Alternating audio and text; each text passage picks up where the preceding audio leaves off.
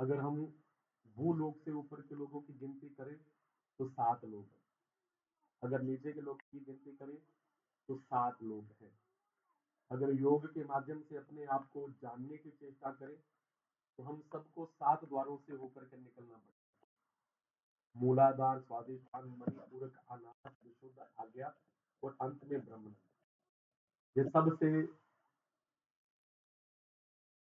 पहला मार्ग है भगवान को प्राप्त करने का। यही कली काल ना साधन दूजा, योग, यज्ञ, जप, तप, व्रत और छठे नंबर पर पूजा।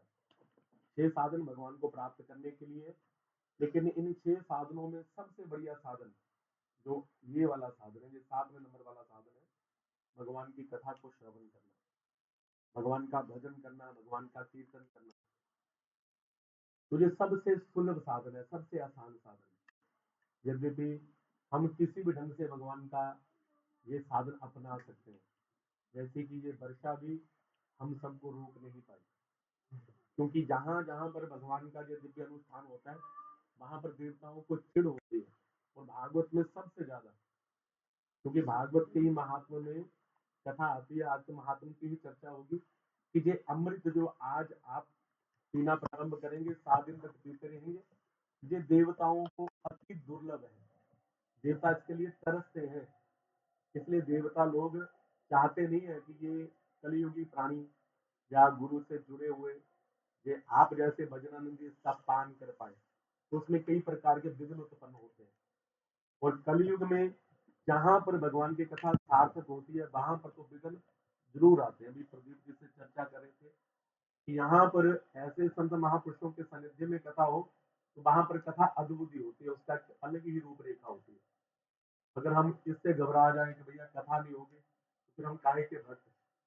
भगवान को तो कहीं पर भी बुलाया जा सकता है।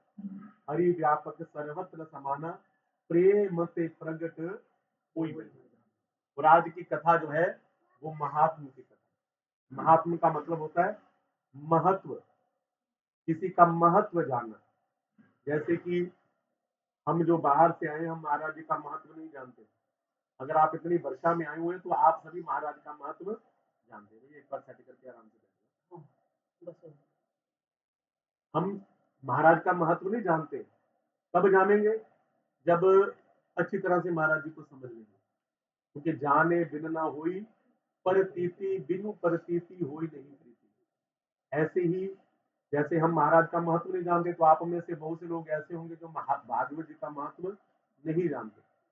क्योंकि आप 7 दिन पर्यंत अपना बहुमूल्य समय निकाल करके, तो यहाँ पर जितने भी प्राणी जिनको मैं जानता हूँ, महाराज कोई भी फ्री नहीं है। हमारे संजीव भैया कहाँ फ्री होते हैं, महाराज मेला लगा रहता है इनकी दुकान पे।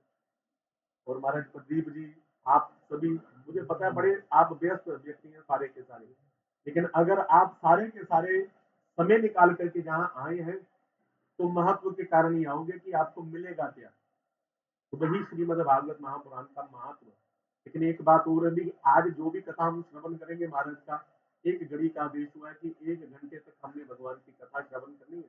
इसलिए आज भजनों का ज्यादा बीच में प्रयोग नहीं करेंगे, केवल सीधा। और वैसे भी यहाँ पर तो सीधे जुड़ गए भगवान से। भजन तो भगवान से जोड़ने का एक साधन है। इसलिए कलयुग में जो कथाएं हैं वो संगीत में होती है, क्योंकि कलयुग में प्राणी को भगवान की भक्ति में जोड़ना सबसे मुश्किल काम है। यहाँ बाहर 2 व्यक्ति लड़ पड़े ना तो व्यक्ति को जोड़ना नहीं पड़ेगा, अपने आप ही भागेंगे बाहर। भगवान की कथा को छोड़कर भी लोग भाग जाएंगे बाहर कि देखिए कि हुआ क्या है। अगर कोई व्यक्ति 2 बार ऊंची आवाज में बात करे तो भी हम भागेंगे बाहर। तो कलयुग में अन्य बुरी चीजों से हम एकदम कनेक्ट हो जाते हैं, लेकिन भगवान के साथ कनेक्ट होने में बड़ी कठिनाई आती है। कभी आंखें बंद करनी पड़ती हैं, कभी गंगा मैया को याद करना पड़ता है, कभी यमुना जी को, कभी वृंदावन को। ना जाने कब जा करके हमारे मन को धैर्य मिले तो हम भगवान से जुड़े। और ये स्थान पवित्र है। जहाँ मैं बैठा हूँ वहां पर तो महाराज विराजते ही है। जब भी हमने देखा है महाराज जहाँ बैठते तो ये स्थान का महत्व है। तो महत्व होते ही हमें कोई भजन गाने की आवश्यकता नहीं है, सीधे आप भगवान से जुड़े हुए हो, जुड़े जुड़ाई हमें मिल गए।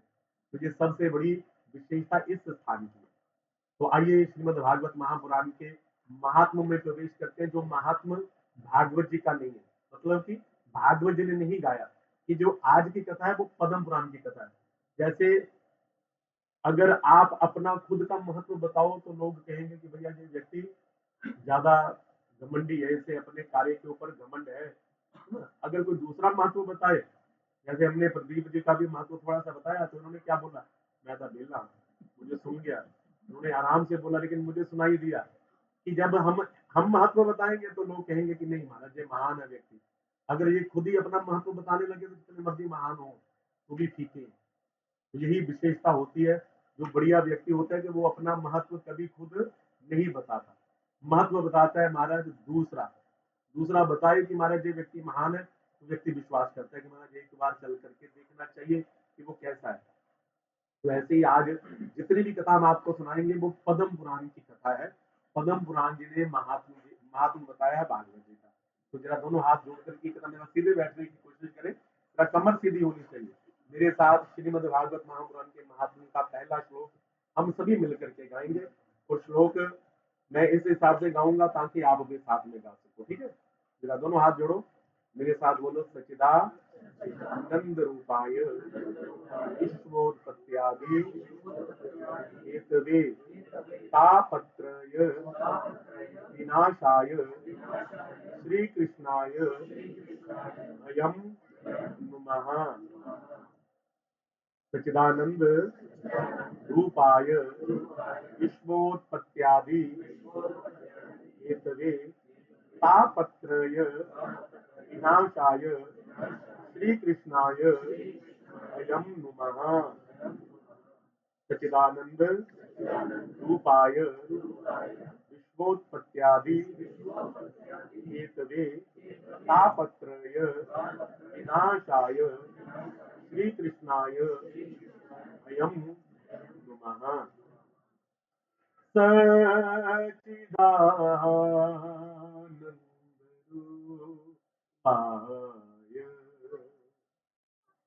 विश्वोत्पत्त्यादि हेतवे तापत्रय विनाशाय श्रीकृष्णाय वयं नमः। तुझे श्रीमद् भागवत महापुराण के महात्म का पहला श्लोक है, जिसमें हम सभी ने भगवान को प्रणाम किया। आप भोले बाबा के मंदिर में जाते हैं तो वहां पर भोले बाबा को कैसे प्रणाम करते हैं? ओम नमः, ओम नमः। तो हमने क्या कहा? श्री कृष्णाय वयम नुमः। नमः भगवान को प्रणाम करना है, लेकिन नुमः का मतलब कि हम सभी मिलकर के प्रणाम करते हैं। किसको प्रणाम करते हैं? श्री कृष्ण। केवल और केवल भगवान श्री कृष्ण को नहीं, जो कृष्ण भगवान श्री जी के साथ विराजते हैं। ये श्री जी कौन है? ये श्री जी माँ लक्ष्मी भी है और श्री जी हमारी आराध्या राजा रानी की। श्री नाम लक्ष्मी जी का भी है और श्री नाम राधा रानी का भी। राधा रानी जी को भी हम श्री जी बोलते हैं। और वेद भगवान कहते हैं श्री चते लक्ष्मी च पत्न्या वो रात्रे पारश्वी नक्षत्राणि रूपमस्तिनो व्यातम्मा इस नन्ही खाना मुंबई खाना सर्वा लोक कम्मई खाना। तो कैसे भगवान को प्रणाम किया? तो कहा कि हमने सच्चिदानंद गण भगवान को प्रणाम किया, सच्चिदानंद रूपाय। जब किसी व्यक्ति के पीछे पीछे में पूछना हो ना, जैसे हमने किसी अपनी बेटी का रिश्ता करना हो, तो हम सबसे पहले देखते हैं महाराज बेटा कैसा है, दिखने में कैसा है, यही देखते हैं ना। तो हमने भी महाराज अपनी आत्मा रूपी बेटी का ना, जो आत्मा है, हम भी भगवान को पति रूप में प्राप्त करना चाहते हैं ना, भगवान जगतपति है। तो हमने जब अपनी आत्मा का भगवान से विवाह करना है तो सबसे पहले भगवान की शक्ल सूरत देखते हैं महाराज, बेटा दिखता कैसे, रंग का कैसे। तो हमारा स्वरूप कैसा है भगवान का? सच्चिदानंद। कैसा स्वरूप है? सच्चिदानंद। अब सच्चिदानंद तीन से बनता है, सत से, चित से और आनंद से। अगर तीनों की परिभाषा देखें तो सबसे पहले सत्य की परिभाषा क्या है? सत्य की परिभाषा है बंधुओं जो कभी भी समाप्त ना हो। सत्य उसे कहते हैं, सत्य कहिए जो विकसित नहीं। जितने भी प्राणी हम यहाँ पर बैठे हुए हैं ना, हम सारे के सारे असत्य हैं। क्यों? क्योंकि हम में से किसी की भी गारंटी नहीं है। जो प्राणी हमसे पहले निकल चुके हैं वो भी सत्य नहीं है, जो आने वाले हैं वो भी सत्य नहीं है। इस कमरे की बात करें जहां पर हम बैठे हैं, इस आश्रम की बात करें, तो इसकी भी डेट ऑफ बर्थ होगी, मतलब कि ये भी बना है। और एक दिन ऐसा आएगा महाराज, जब समय बीतता जाएगा तो इसको भी तोड़ करके दूसरे ढंग से बनाया जाएगा, मतलब ये भी सत्य नहीं हो सकता। संसार में जो कुछ भी हमें अपनी आंखों से दिखाई दे रहा है बंधुओं, वो सत्य नहीं हो सकता, क्योंकि उसका ज्यादा लंबे समय तक आधारशिला नहीं रहती उसकी, मतलब कि ज्यादा लंबे तक उसकी वैलिडिटी रहती नहीं है। लेकिन अगर सत्य की बात करें तो एक ही सत्य है जो महाराज पहले भी था, आज भी है और आने वाले समय में भी रहेगा। वो क्या है? राम नाम सत्य है। कौन है सत्य? राम का नाम सत्य। कल आपको एक अद्भुत बात बताता हूँ। मैंने और प्रदीप भैया ने दोनों, क्योंकि एक साथ चल रहे थे ना, तो इनके मस्तक पर ठाकुर जी थे भगवत के रूप में, और हम अपने ठाकुर जी को लेकर के चल रहे थे। तो पूरे गांव की शोभा यात्रा में आनंद आया, सबको अच्छा लगा, बहुत हम गदगद हो रहे थे कि बड़ा अच्छा भगवान ने। और कल भी ये इंद्र इत्यादि देवता जो है महाराज धीरे धीरे बरस रहे थे, लेकिन कल हमारे अनुकूल बरस रहे थे और आज प्रतिकूल बरस रहे हैं। चलो कोई बात नहीं, जैसी इनकी इच्छा, लेकिन हम कौन सा हटने वाले हैं, तो इसलिए हमें कोई चिंता नहीं। अगर 7 दिन अंदर भी कथा हो जाए तो भी कोई दिक्कत नहीं, लेकिन यहाँ पर जितने भी आएंगे सारे के सारे पाकर आएंगे। बहुत से लोगों को बहाना मिल गया, हमारा हमारी बारिश है। तो कल हमने देखा जैसे ही शोभा यात्रा शमशान घाट के बिल्कुल सामने आई, तो महाराज एक गीत बज रहा था, सत्यम शिवम, सुना आपने? अंत में बजा, कब बजा? जब हम शमशान घाट के बिल्कुल सामने। और वही एक स्थान ऐसा है जहां पर सत्य को हर कोई व्यक्ति अपनाता है। वही गाते हैं ना हम, राम नाम, राम नाम। अब इसमें कोई आपको बुराई तो नजर नहीं आ रही है, कोई बुराई? लेकिन फिर भी किसी के घर जाकर नहीं गा सकते, गा सकते हैं? किसी के घर जाकर के 2 बार बोल दो भैया राम नाम सत्य है, तो क्या होगा? हाँ, डंडे पड़ेंगे, लोग कहेंगे चलो भाग भाई, क्या बकवास कर रहा है। तो उससे पूछना कि भैया ये बकवास है, हमने तो यही बोला राम नाम सत्य है। राम नाम सत्य तो है, लेकिन हम संसार वासियों की विडंबना ये है कि हम इस सत्य को मुर्दे को सुनाते हैं, जिंदे जी को किसी को नहीं सुनाते। किसी को सुनाओ तो डंडे पड़ेंगे, लोग विरोध करेंगे कि भैया क्या बोल रहे हो, नाम शनाप बक रहे हो। अरे भैया, इससे सत्य तो भी शब्द हो सकता है। अगर हम अपनी अंतरात्मा में जा करके देखें तो भैया राम का नाम ही सत्य है, क्योंकि हमारे दादाजी भी यही नाम गाते थे, आज हम भी यहाँ बैठ करके गा रहे हैं। और आने वाले समय में जब हम नहीं रहेंगे तो हमारे जो वंशज है महाराज, वो भी राम नाम सत्य है गाएंगे। तो सीधा सीधा मतलब हुआ कि राम पहले भी थे, आज भी है और सदा रहेंगे भी। और एक पंजाबी में गीत भी है ना, तो प्रेणी ना शाम मुझे वर्षा हो रही है। अब कब तक है? महाराज ने तो कह दिया कि आज थी ना, कल नहीं रहेगी। आज है, कल को नहीं रहेगी, तो इस वर्षा का कोई अस्तित्व है? बोलो। लेकिन राम का नाम आज हम अंदर ले रहे हैं, कल हम बाहर लेंगे, है ना? तो राम का नाम सत्य है, और तीनों कालों में सत्य है महाराज। जो भूत काल बीत चुका है, जो हमारा पास्ट है, उसमें भी राम जी सत्य थे। अभी ये जो प्रेजेंट चल रहा है, इसमें भी राम जी सत्य है, और आने वाला जो फ्यूचर है उसमें भी राम जी सत्य है। तो इसलिए भगवान का जो स्वरूप है वो है सत्य स्वरूप। अब दूसरा स्वरूप है चित्त, सचिदानंद रूपाय, सत्य चित्त और आनंद। दूसरा स्वरूप कौन सा है? चित्त स्वरूप। अब चित्त की परिभाषा क्या है? चित्त की परिभाषा है बंधुओं, हम सबकी आत्मा, हम सबकी आत्मा। इसको हम क्या बोलते हैं? चित्त ही तो बोलते हैं।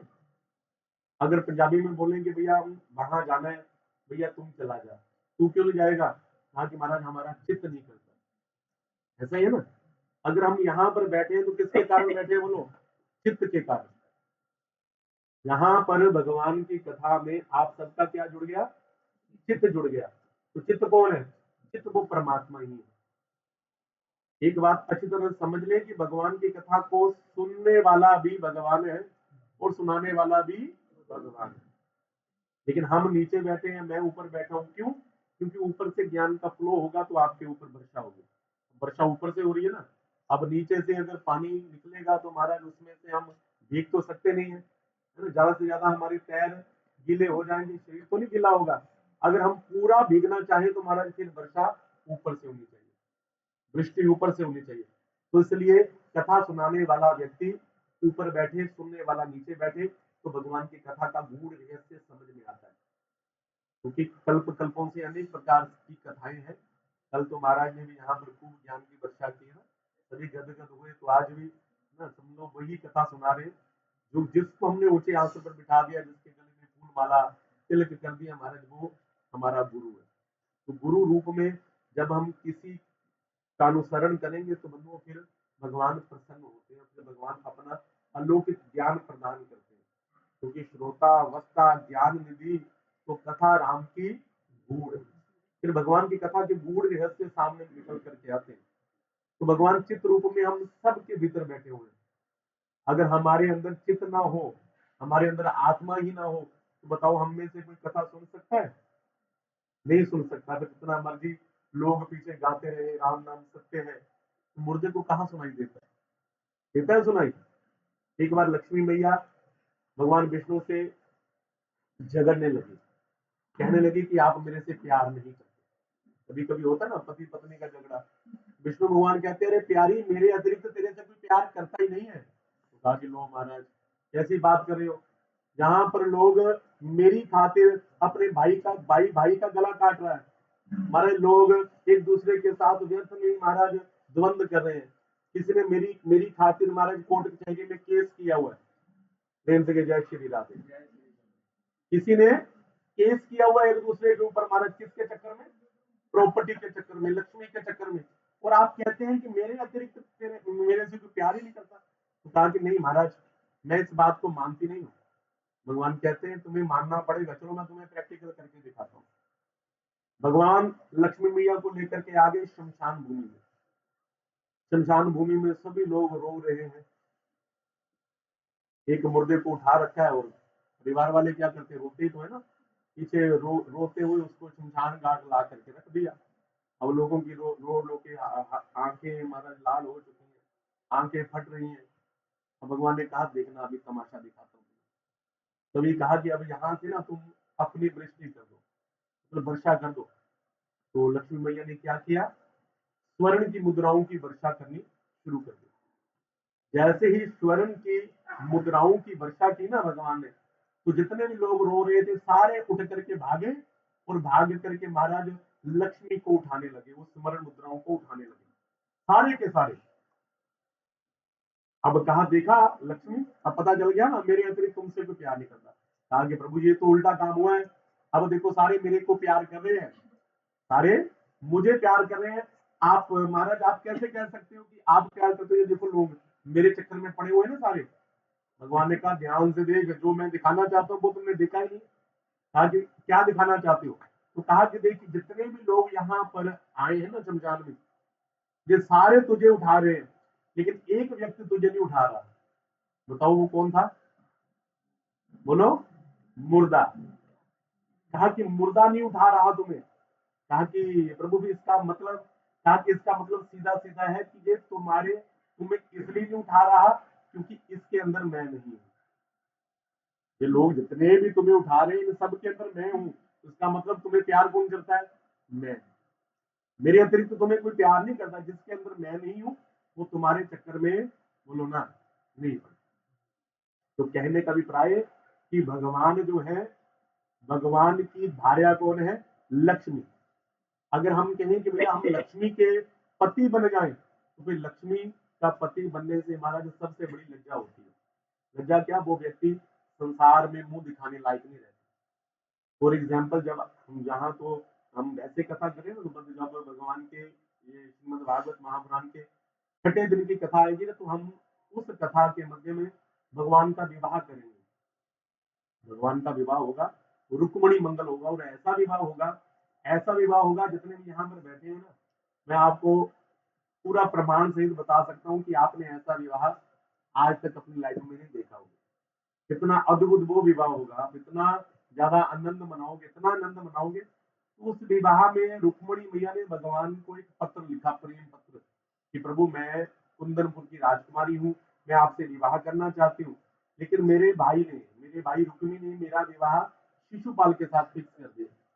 शिशुपाल मैया के लिए बारात में जा रहा था और महाराज बड़ी बड़ी डींगे मार रहा था कि महाराज हम रुक्मणी के पति बनेंगे, लक्ष्मी के पति बनेंगे। तो रुक्मणी मैया भाग गई भगवान के साथ मंदिर में, आपने कथा सुनी होगी, भाग गई।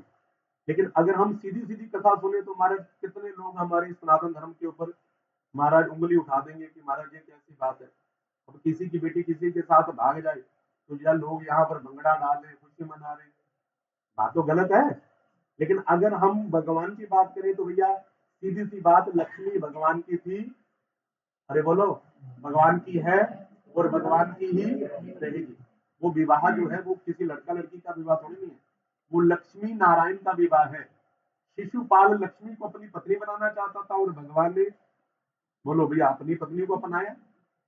ऐसे ही जब जब हमारी बेटी बड़ी होती है तो हम सबका यही यही स्वभाव होना चाहिए कि बेटी जब जवान हो जाए तो उसके लायक बढ़िया सा सुजोग वर ढूंढ करके उसका विवाह उस वर के साथ कर दें। अगर हम चिंता ही ना करें, हम अपनी बेटी की ओर ध्यान ही ना दें, बंधु अगर बेटी भाग जाए तो फिर क्या होता है, लज्जा होती कि नहीं।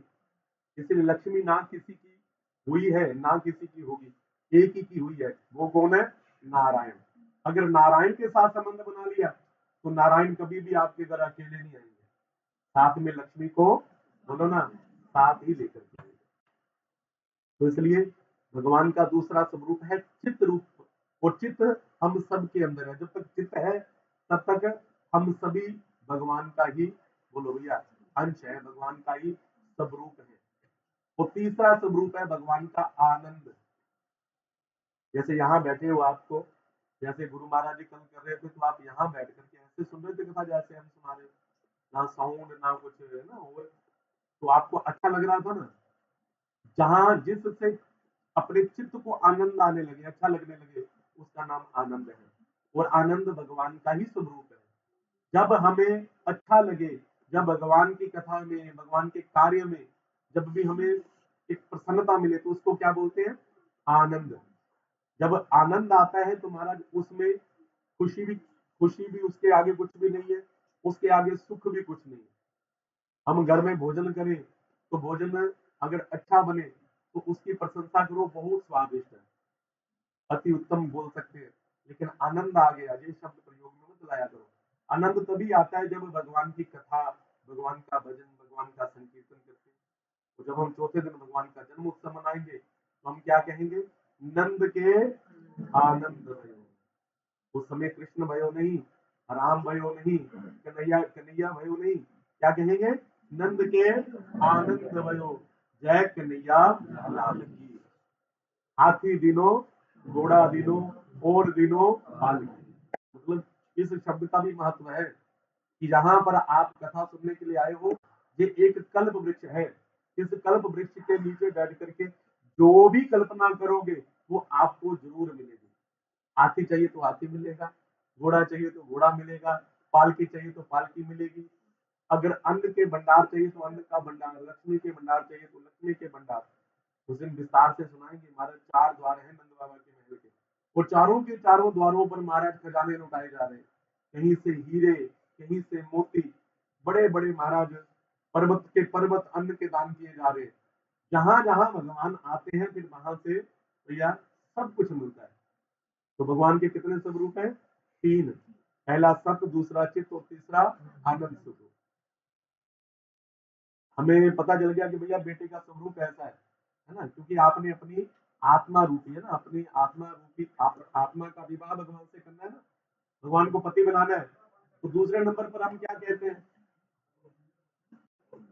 दूसरे नंबर पर हम ये समझते हैं,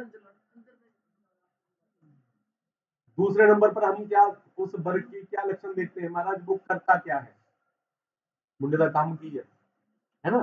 तो ऐसे ही दूसरा स्वरूप भगवान के बाद, स्वरूप के बाद भगवान का कार्य क्या है, तो विश्वोत्पत्त्यादि हेतवे। तो भगवान के काम भी 3 ही है।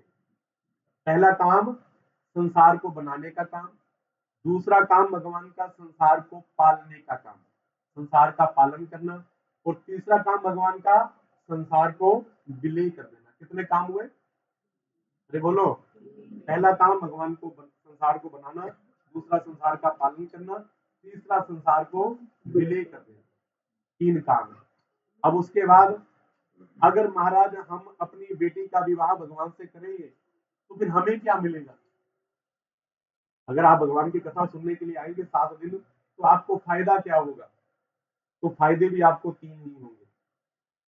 तापत्रय विनाशाय, 3 प्रकार के तापों का नाश नहीं, विनाश हो जाएगा, नामो निशान मिट जाएगा। ये कौन से ताप हैं? सबसे पहला ताप दैहिक ताप, पहला ताप। दूसरा ताप दैविक ताप, दूसरा। और तीसरा भौतिक ताप। तीसरा कौन सा? भौतिक ताप। अब आपको पता है दैहिक, दैविक, भौतिक ताप ये कहाँ रहते हैं? बोलो। ये कहीं हमारे पड़ोस में नहीं, हम सबके अंदर रहते हैं। सबसे पहला दैहिक ताप कौन सा ताप है?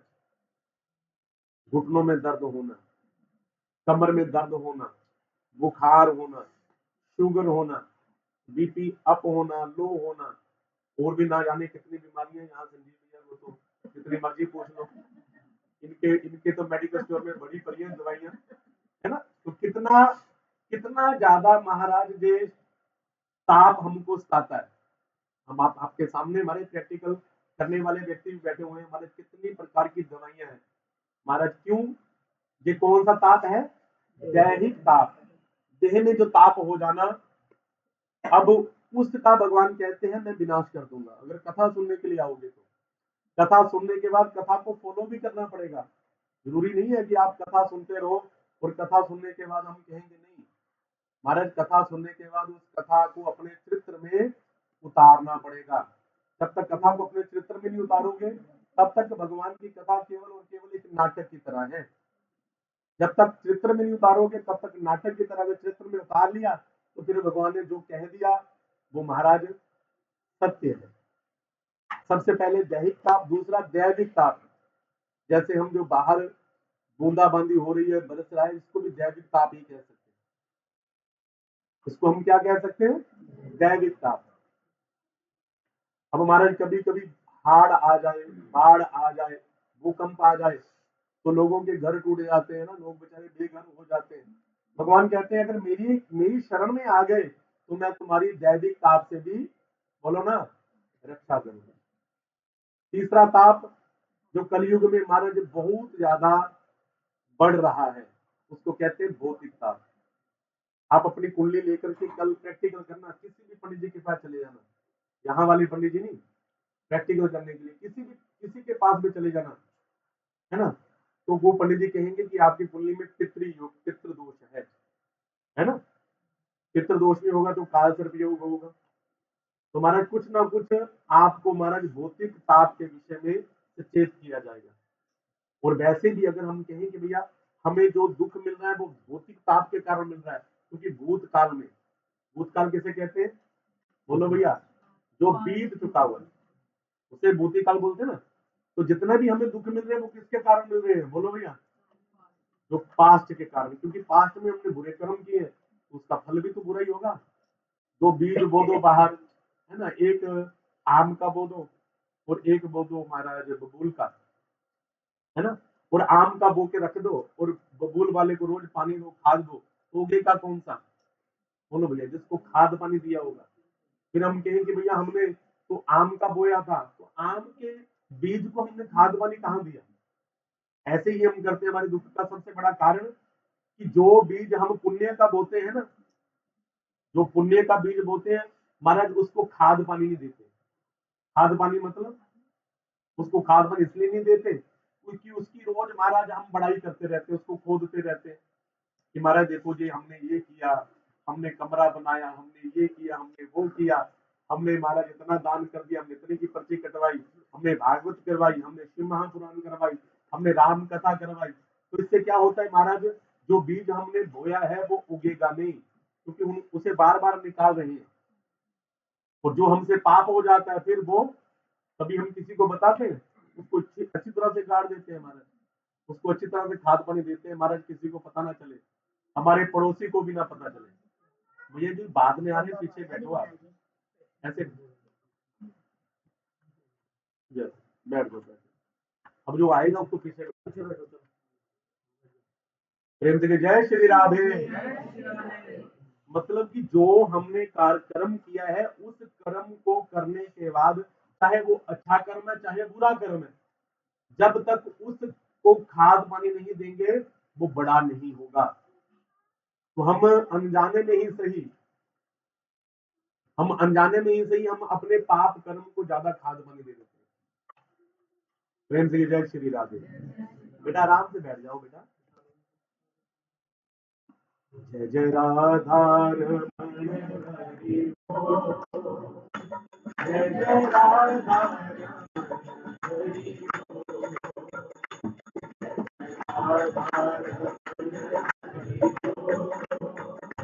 जय जय राधा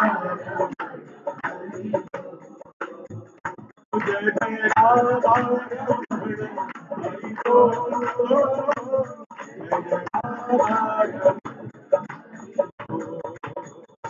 जय जय राधा जय जय राधा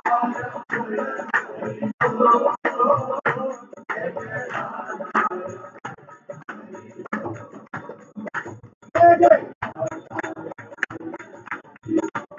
बोल।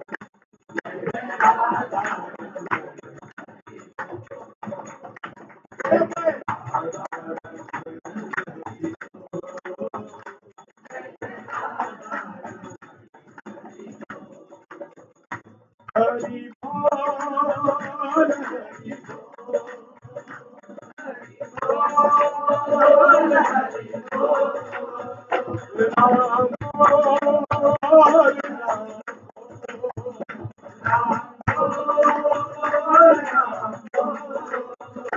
हरि बोल हरि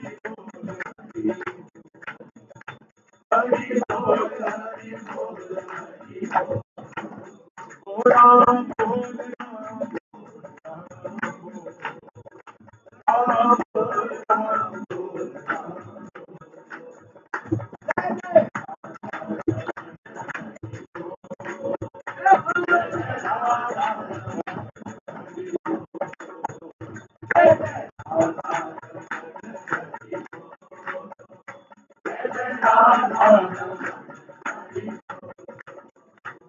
जय राधा जय जय राधा बोल जय जय राधा जय जय राधा सच्चिदानंद भगवान सच्चित आनंद रूप में रहते हैं। तीन काम करते हैं: विश्व को बनाना, विश्व का पालन करना, विश्व को विलय कर देना। और अगर हम भगवान की शरण में आएंगे तो भगवान कहते हैं दैहिक दैहिक और भौतिक, ये तीनों तापों से मैं तुम्हारी रक्षा करूंगा। कोई भूत प्रेत से परेशान हो, कोई मारा जादू टोने से परेशान हो, तो परेशान होने की आवश्यकता नहीं है, बस भगवान की शरण में आ जाओ, भगवान आपको इन तीनों तापों से बचा लेंगे। बोले सच्चिदानंद भगवान की जय। अब हम सभी मिलकर के चलते हैं नैमिषारण्य। कैसे जाना है? मन के द्वारा, क्योंकि मन के हारे हार है और मन के जीते जीत, मन ही मिलावत राम से और मन ही करत प्रतीत। अब सच बता रहा हूँ, मुझे तो यहाँ पर कथा सुना करके बड़ा अच्छा लग रहा है, क्योंकि हमने अपने मन को समझा लिया ना। अगर मन हमारा बाहर भागे, हमारे कथा को बाहर करने से ना, पब्लिक ज्यादा आने से, ऐसा होना था वैसा होना था, तो महाराज फिर मन के सोचे कुछ थोड़ी नहीं होता। अगर हम मन के वशीभूत हो जाए तो महाराज सारे के सारे जो अभी आनंद लूट रहे हैं, अब इसका आनंद भी नहीं मिलेगा। तो इसलिए मन के द्वारा हम कहीं पर भी पहुंच सकते हैं। तो कहीं पर भी, अब प्रदीप जी कहाँ रहते हैं? अमेरिका में। अगर ये चाहे ना, अभी एक क्षण में अगर ये अपना मन वहां पहुंचा दे, तो उतने ही समय में ये अमेरिका पहुंच जाएंगे। सबसे तेज चलने वाला अगर कोई कन्वेंस है तो कौन सा है? मन। अब हम चाहे तो महाराज कहीं मन के द्वारा पहुंच जाए, लेकिन हमने इधर उधर नहीं जाना, ना अमेरिका जाना है, ना होशियारपुर जाना है। हमने कहाँ जाना है? हमने जाना है नैमिषारण्य क्षेत्र। मन के द्वारा कल्पना करो कि वो नैमिषारण्य क्षेत्र, जहां पर महाराज 88,000 सोन का ऋषि बैठे हैं। कथा का बहुत सुंदर पंडाल है। जिसमें अलग अलग प्रकार के अग्नि कुंड जल रहे हैं। आप में से होशियारपुर में जो रुद्र महायज्ञ हुआ था, किसी ने देखा था? नहीं देखा। नहीं तो आपने देखा होगा जब किसी पिक्चर में देखा होगा या किसी धार्मिक सीरियल में देखा होगा आपने कि ऋषियों के जैसे आश्रम होते ना। तो कल्पना करो कि एक बहुत अद्भुत क्षेत्र है, जिस क्षेत्र में एक बहुत बड़ा बट वृक्ष है। बट वृक्ष के ऊपर एक चबूतरा सा बना हुआ है और उसके नीचे कितने साधु संत महात्मा बैठे हुए हैं, जिनका नाम है सोनकादि ऋषि। उनमें से एक ही ऋषि का नाम है सोनक। बाकी अन्य ऋषियों के नाम अगर हम लेने लगे या उनको ढूंढने लगे तो महाराज फिर सातों के ऋषियों के नाम भी निकल जाएंगे। वैसे हम नाम कहाँ याद हो पाते हैं ना, हम कथा करने के लिए जाते हैं तो कितने लोग आते हैं, कितने जाते हैं, तो सबके नाम थोड़ी नहीं पता। एक दो के नाम पता तो हम उनका नाम ले देते हैं। अगर हम सबका नाम लेने लग जाए तो बताओ भैया, हमारे नाम में थोड़ी नहीं कोई महत्व। महत्व तो भगवान के नाम में। अभी गा रहे थे राधा रमन जी, भगवान का नाम है। तो हम तो यहाँ पर भगवान का नाम सुनने के लिए आए हैं, भगवान का नाम गाने के लिए आए हैं। तो वो उन महात्माओं ने सबसे पहले ब्रह्मा जी के चरणों में प्रार्थना की, ब्रह्मा जी के चरणों में प्रार्थना की और ब्रह्मा जी से जाकर के कहा कि महाराज हम भगवत चर्चा करना चाहते हैं, इसलिए हमें कोई ऐसा स्थान बताओ जिस स्थान पर किसी प्रकार का भी महाराज डिस्टर्बेंस ना हो।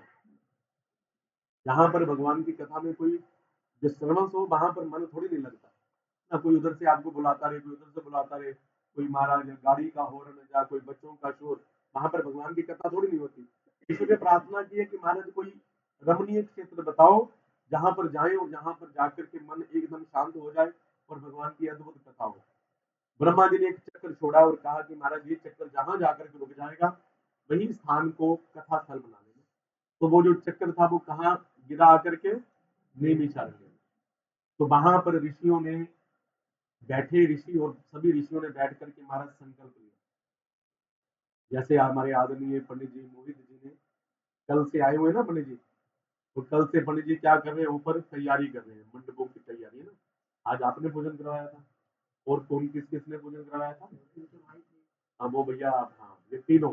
बताओ महाराज कैसा पूजन हुआ, आनंद आया? जब कोई ब्राह्मण बढ़िया हो, और ब्राह्मण क्योंकि सबसे पहले तो आपको वेदिका देख कर ही अच्छा लगा होगा। अगर पंडित जी ने वही खलारा डाला होता है ना, वही थाली में धूप टिक्का पाया होता था तो हमें अच्छा ही लगना कि पहले तो पंडित अपने ही नहीं खिला रहा, सही है। तो कहने का मतलब कोई भी कार्य जब शुरू करे तो उसकी व्यवस्था बनानी पड़ती है। अगर व्यवस्था बढ़िया बन जाए तो फिर उसमें अंदर जाते ही बोलो भैया अच्छा लगता है। जैसे स्थान की व्यवस्था महाराज, सत्संग चर्चा चलती रहती है तो महाराज हमें ज्यादा मेहनत नहीं करनी पड़ी। नहीं तो महाराज मेहनत से आज की कथा में अगर हमारा ध्यान इधर उधर भटकता तो फिर। तो ऋषियों ने महाराज वहां पर वेदिका बनाई, सुंदर सुंदर वेदिका बनाई, सभी बैठे, सभी ने बैठ करके विचार किया कि बताओ महाराज अब क्या करना है। जैसे इस क्षेत्र में संजीव जी, प्रदीप जी, वो हमारे जई साहब और भी हमारे भाई साहब, ये सारे के सारे कोई भी कार्य करते तो मंत्रणा करते हैं ना, हमारा दसो करना कितना कथा करनी है, किन्नू बुलाना, किधर टेंट लवाना, किधर साउंड लवाना, किन्नू की ड्यूटी देनी है ना। ऐसे चर्चा चलती है ना। तो ऐसे उन ऋषियों ने मिलकर के चर्चा की, बताओ महाराज अब स्थान तो हमें मिल गया, अब सत्संग कितने देर का करना है, कौन करेगा, है ना। कहा कि देखो महाराज अभी तक तो हमारे पास कोई कथा व्यास परमानेंट है नहीं, जब तक नहीं मिलता तब तक आपस में चर्चा करो ना। हमारी माता जी जे सत्संगी है, जे बहन जी सत्संगी, आप सभी सत्संगी है ना। आपने गुरु जी से सत्संग सुना है, जब आपको लगे कि महाराज कोई कथा व्यास नहीं है ना, जहां तो आपने हमें बुक कर लिया 7 दिन के लिए। नहीं तो क्या करो, जब बैठो तो महाराज एकदम शांत होकर के एक को ऊपर बिठा लो कि माता जी आज तुम्हारी ड्यूटी है, आज सत्संग सानू तुसी सुनाना, कल को बहन जी आपने सुनाना है, परसों आपने सुनाना है। तो ऐसे उन्होंने सभी ने मिलकर के महाराज आपस में चर्चा की कि हम रोज एक एक व्यक्ति एक एक दिन बैठ करके चर्चा करेंगे। और महाराज संकल्प लिया 1000 वर्ष का। कितनी देर का? 1000 वर्ष का। क्यों? क्योंकि सतयुग है, सतयुग में हर कोई व्यक्ति 1 लाख साल से कम मरता ही नहीं था। तो महात्माओं ने 1000 वर्ष में पूर्ण होने वाला एक सत्संग प्रारंभ किया। रोज एक ऊपर बैठता है और नीचे बैठ करके अन्य कथा सुनते हैं, सुबह उठ करके महाराज पूजन करते हैं, जैसे ऊपर पूजन हुआ पंडित ने करवाया, अग्निहोत्र हवन करते हैं, और उसके बाद एक महात्मा बैठ करके महाराज सभी को कथा सुनाते हैं। ये क्रम कितनी देर तक चलता रहा।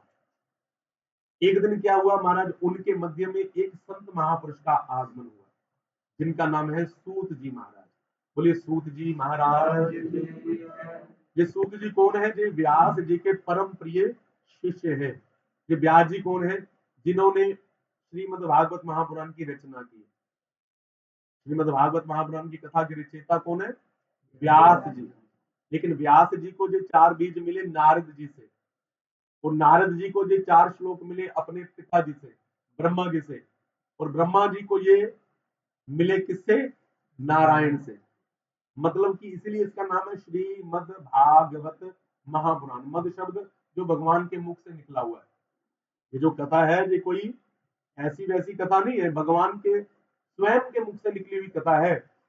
लेकिन भगवान के मुख से निकली और ब्रह्मा जी ने कैच की, ब्रह्मा जी के मुख से निकली नारद जी ने कैच की, नारद जी के मुख से निकली तो व्यास जी ने कैच की, फिर व्यास जी ने महाराज निकाली तो सुखदेव जी ने उसको कैच की, और सुखदेव जी ने निकाली तो परीक्षित जी के माध्यम से हम सभी वैष्णवों को ये कथा प्राप्त हुई।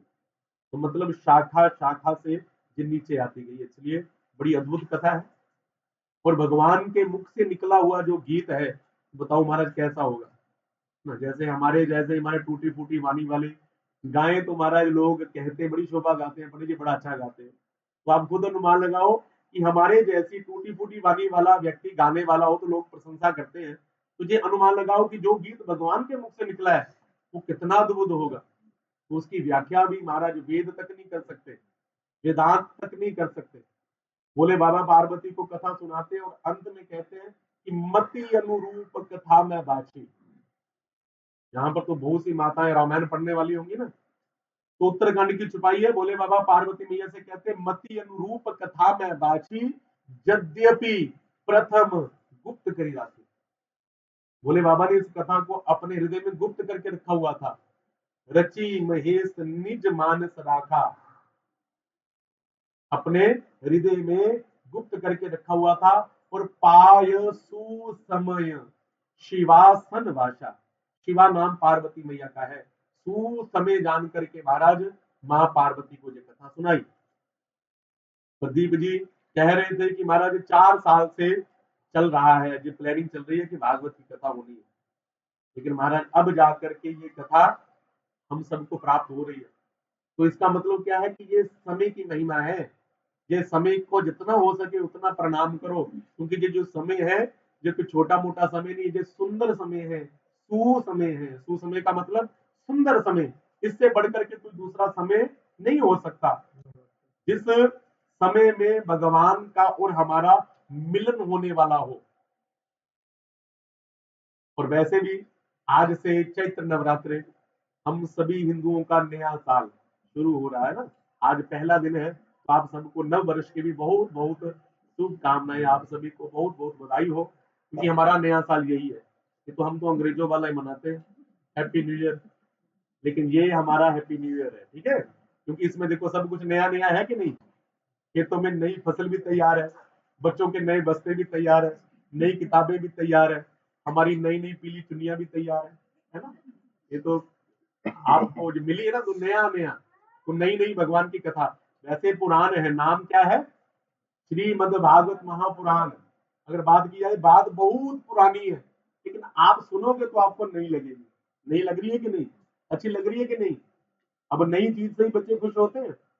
हमारे 2 बेटे हैं, एक को पुरानी किताबें मिल गई, दूसरा कहता है मैंने लेनी नहीं है, मैंने नहीं लेनी है, सब्जेक्ट उसमें वही है, सिलेबस उसमें वही है।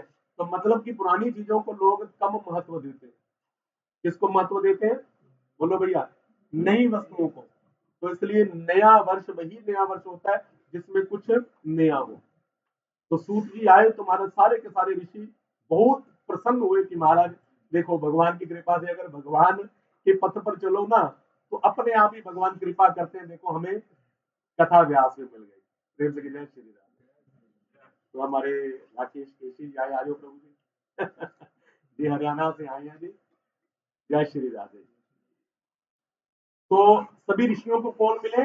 कथा व्यास मिले। कौन मिले? सूत जी महाराज। बोलिए सूत जी महाराज की जय। ये व्यास जी के परम प्रिय शिष्य हैं और व्यास जी ने इनको बहुत सारे शास्त्रों का ऐसा रट्टा लगाया हुआ है, ऐसा रट्टा लगाया हुआ है कि महाराज भगवान की किसी भी कथा इनसे विचार करो, जय हो कहना दो, बैठ कोई बात नहीं, ठीक है, ये भागवत जी को कहना हूँ, जय श्री महाराज जी के दर्शन बाद में कराते हैं। अच्छा, बोले सच्चिदानंद गण भगवान की जय। श्री कृष्ण गोविंद हरे मुरारी, हे नाथ नारायण वासुदेव, श्री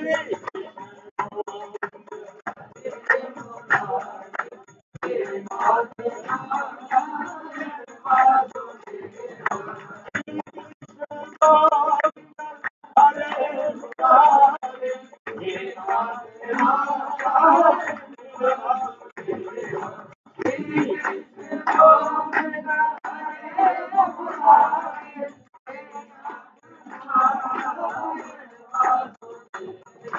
श्री कृष्ण हरे मुरारी, हे नाथ नारायण वासुदेव,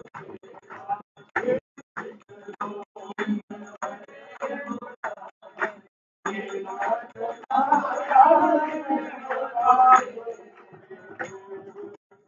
सच्चिदानंद गण भगवान की जय। बोले सूत जी महाराज की जय।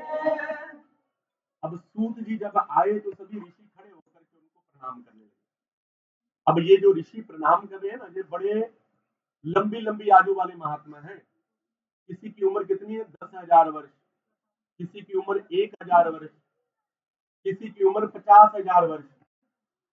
लेकिन सूत जी की उम्र कितनी है? आयु कितनी है?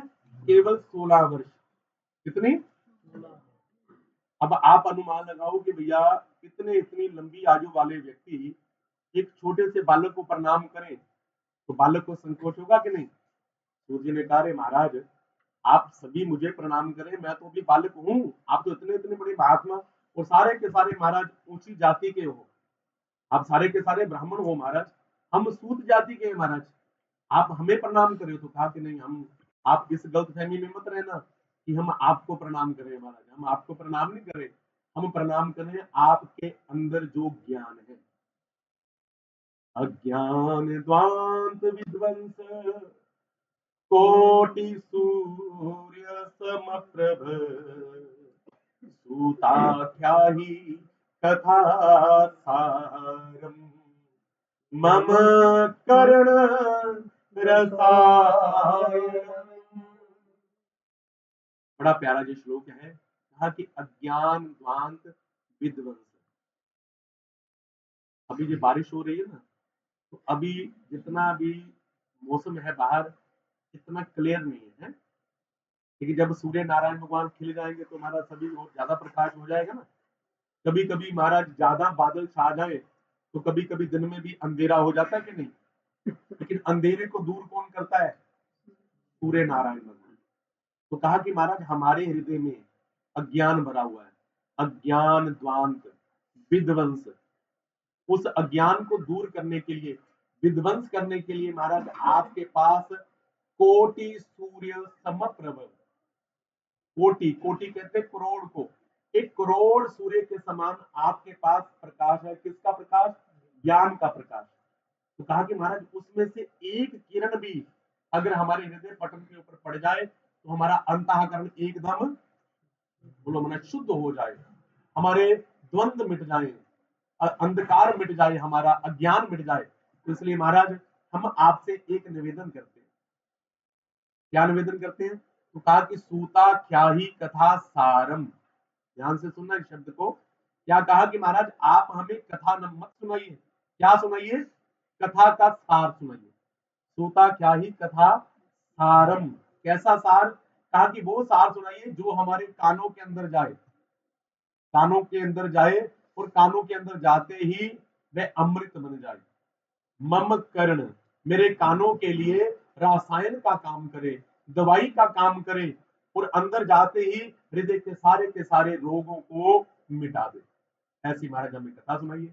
ऊंचे आसन पर बिठाया, गले में जैसे मेरी फूल माला है ऐसे फूल माला डाली, उनको तिलक किया, प्रणाम किया। सूत जी बड़े गदगद हुए। जब श्रोता बढ़िया मिल जाए ना तो महाराज वक्ता दो गुना हो जाता है। प्रेम से जय श्री राम। कभी कभी महाराज अगर श्रोता बढ़िया ना मिले ना तो इतनी इतनी महाराज आसान कथाएं भी व्यक्ति भूल जाता है। कभी हनुमान चालीसा भी फिर व्यक्ति भूल जाता है। जब श्रोता बढ़िया मिल जाए तो महाराज अलौकिक ज्ञान की प्राप्ति भगवान के द्वारा ही वक्ता को हो जाती है, क्योंकि आप सभी की जो वाइब्रेशन है वो इकट्ठी होकर के व्यासपीठ पर आ जाती है, तो फिर वहां से ज्ञान निकलता है। और कैसे निकलता है? जैसे गंगा मैया महाराज ऊपर से निकलती है ना गौमुख से महाराज, कितने वेग से आती है, तो ऐसे ही फिर ज्ञान भी वेग से प्रभावित होता है। बड़े गदगद हुए महाराज, आज कथा का आनंद आएगा, लेकिन आपने कथा नहीं, आपने कथा का सार पूछा है, तो महाराज हम आपको कथा का सार ही सुनाएंगे, लेकिन ऐसी कथा सुनाएंगे, ऐसी कथा सुनाएंगे जो व्यक्ति के जीवन का सबसे बड़ा डर समाप्त कर देती है, सबसे बड़ा भय समाप्त कर देती है। अब मैं आपसे पूछूं कि भैया दुनिया में सबसे बड़ा डर किस बात का है? बोलो बोलो। मृत्यु का, मरने का डर जो है वो सबसे बड़ा डर है। और इस कथा को सुनोगे तो मृत्यु के डर से बोलो भैया मुक्त हो जाओगे, फिर मरने की चिंता नहीं रहेगी। और वैसे भी भागवत मरना ही सिखाती है, राम कथा जीना सिखाती है। अगर जीना सीखना है तो राम कथा सुनो, अगर मैनेजमेंट सीखनी है तो फिर शिव महापुराण सुनो, अगर आपने मरना सीखना है तो फिर भागवत सुनो। तो आप कहोगे कि महाराज हम मरना क्यों सीखें? तो महाराज मरना तो सीखना ही पड़ेगा, क्योंकि एक मरना ही सबसे बड़ा सत्य है। जितना मर्जी कोशिश कर लो, जितना मर्जी बादाम रोगन से मालिश करनी शुरू कर दो, जितने मर्जी बढ़िया बढ़िया ड्राई फ्रूट खाने शुरू कर दो, जितने बढ़िया बढ़िया महाराज फल खाने शुरू कर दो, लेकिन फिर भी बोलो भैया मरना पड़ेगा। मरना पड़ेगा नहीं, हम खुद मरने की ओर भाग रहे हैं। काल व्याल मुखाग्रास त्रास निर्नाश हितवे श्रीमद भागवती वार्ता कलौ कीरेण वासितम। बहुत सुंदर व्याख्या करते हैं, कहा कि महाराज ये जो मृत्यु का भय है ये एक सांप की तरह है। ये भागवत जी का श्लोक है। काल व्याल, काल अभी आपने देखा काल कौन कौन सा? जो बीत चुका है भूतकाल, अभी चल रहा है, बोलो भैया वर्तमान काल, आने वाला भविष्य काल। तो कहा कि ये सांप तीनों कालों में मुंह खोल करके बैठा हुआ है। और त्रास निर्नाश हेतु में हर कोई व्यक्ति इससे डरता है, त्रास डरने को कहते हैं। और कहा कि इससे बचने का उपाय एक ही है, श्रीमद भागवती वार्ता, भागवत जी की वार्ता, भागवत जी की चर्चा, इस भय से हम सबको निर्भय करेगी। कहा कि महाराज ऐसा ही भय एक बार राजा परीक्षित के पास आया था। राजा परीक्षित को 7 दिन में मरने का श्राप मिल गया और वह डर गए। डरने के साथ थोड़ा सा संभल गए इस बात से कि महाराज 7 दिनों में वो काम कर लूं जो काम मैंने आज तक नहीं किया, क्योंकि भगवान के नाम को हम ज्यादातर टालते ही हैं, पुण्य कार्यों को ज्यादातर टालते ही हैं। हमारा चलो छठो 7 दिन की कथा है, अब देखो भैया जिन्होंने नहीं टालना, अब देखो भाई साहब आए कि नहीं, आपके सामने प्रैक्टिकल है, कहाँ से आए? हरियाणा से चल करके। अब हमारा जो हरियाणा में तो बारिश हो रही है, अब इनको भी पता है आज बारिश है, लेकिन बहुत से लोग कहते छड्डो उस कथा जाके सुनना महाराज, आज नहीं सुनेगा कल सुन लूंगा, कल महाराज किसी भतीजे का ब्याह जाना, कहाँ चले जाना है, कोई ना कोई बहाना मिल ही जाता है महाराज। तो जीवन में भगवान भगवान के कार्य के लिए बहाने बंदा ढूंढता है। अगर महाराज वही कोई तमाशा हो रहा हो तो व्यक्ति छतरी लेकर भी चला जाता है। प्रेम से जय श्री राम। केशी भैया अक्सर एक कथा सुनाते हैं, ये बड़ा अच्छा वक्ता है, ये भी वो अच्छी अच्छी बातें सुनाते हैं, ज्ञानवर्धक बातें। कहा कि हम इनकी ही सुनाई हुई एक बात है कि एक बार किसी गांव में, जैसे हमारे मौनी बाबा जी का आश्रम है ना, हमारे सदगुरु का आश्रम है, ऐसे ही एक आश्रम था गांव में। और कितने समय तक गांव में वर्षा नहीं हो रही थी, अकाल पड़ गया था। अब महाराज जी के पास सभी लोग आए, सभी लोगों ने आकर के महाराज जी से प्रार्थना की कि महाराज कुछ करो, महाराज फसलें नहीं हो रही, अकाल पड़ गया है महाराज, ऐसे तो हम भूखे मर जाएंगे, कोई उपाय करो महाराज जी, कोई वर्षा हो जाए महाराज, हमारा सबका, हम सबके प्राण बच जाए, रक्षा हो जाए। तो महाराज ने अपने आश्रम में इर्द गिर्द, जैसे भागवत की कथा हो रही है ऐसे महाराज ने एक बहुत बड़ा यज्ञ किया। महाराज ने कहा कि सभी आओ, आकर के इसमें आहुतियां डालो, और जब आप अंगूठी डालोगे ना महाराज, उसके बाद फिर भगवान कृपा करेंगे तो फिर महाराज क्या होगा, वर्षा होगी। तो महाराज सारे के सारे लोग अपने अपने घरों से निकले, कोई महाराज चावल लेकर के जा रहा है, कोई जौ लेकर के जा रहा है, कोई महाराज समदा लेकर के जा रहा है, कोई कुछ लेकर के जा रहा है। सभी लोग जुट गए कि महाराज ने आदेश दिया है, महाराज ने कहा है, तो चल चल चल रहे हैं सभी।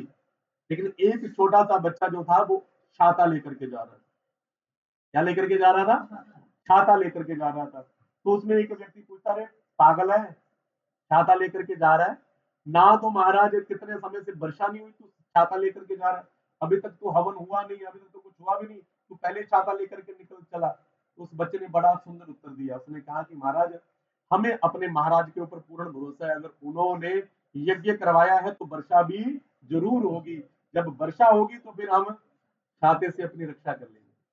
मतलब ये चीजें जो है, यही हमें जीवन में सबसे ज्यादा, बोलो भैया, आनंद प्रदान करती है, विश्वास। जब तक विश्वास नहीं है तो फिर कुछ भी नहीं। आज से माता रानी की पावन ज्योति हमारे घरों में जलेगी। ये ज्योत क्या है, श्रद्धा। भोले बाबा विश्वास है। और भोले बाबा के सामने कौन रहते हैं, बोलो, नंदी बाबा। ये नंदी कौन है, धर्म। चार प्रगट पग धर्म के कली महा एक प्रधान, येन केन विधि कीजिए दान करे कल्याण।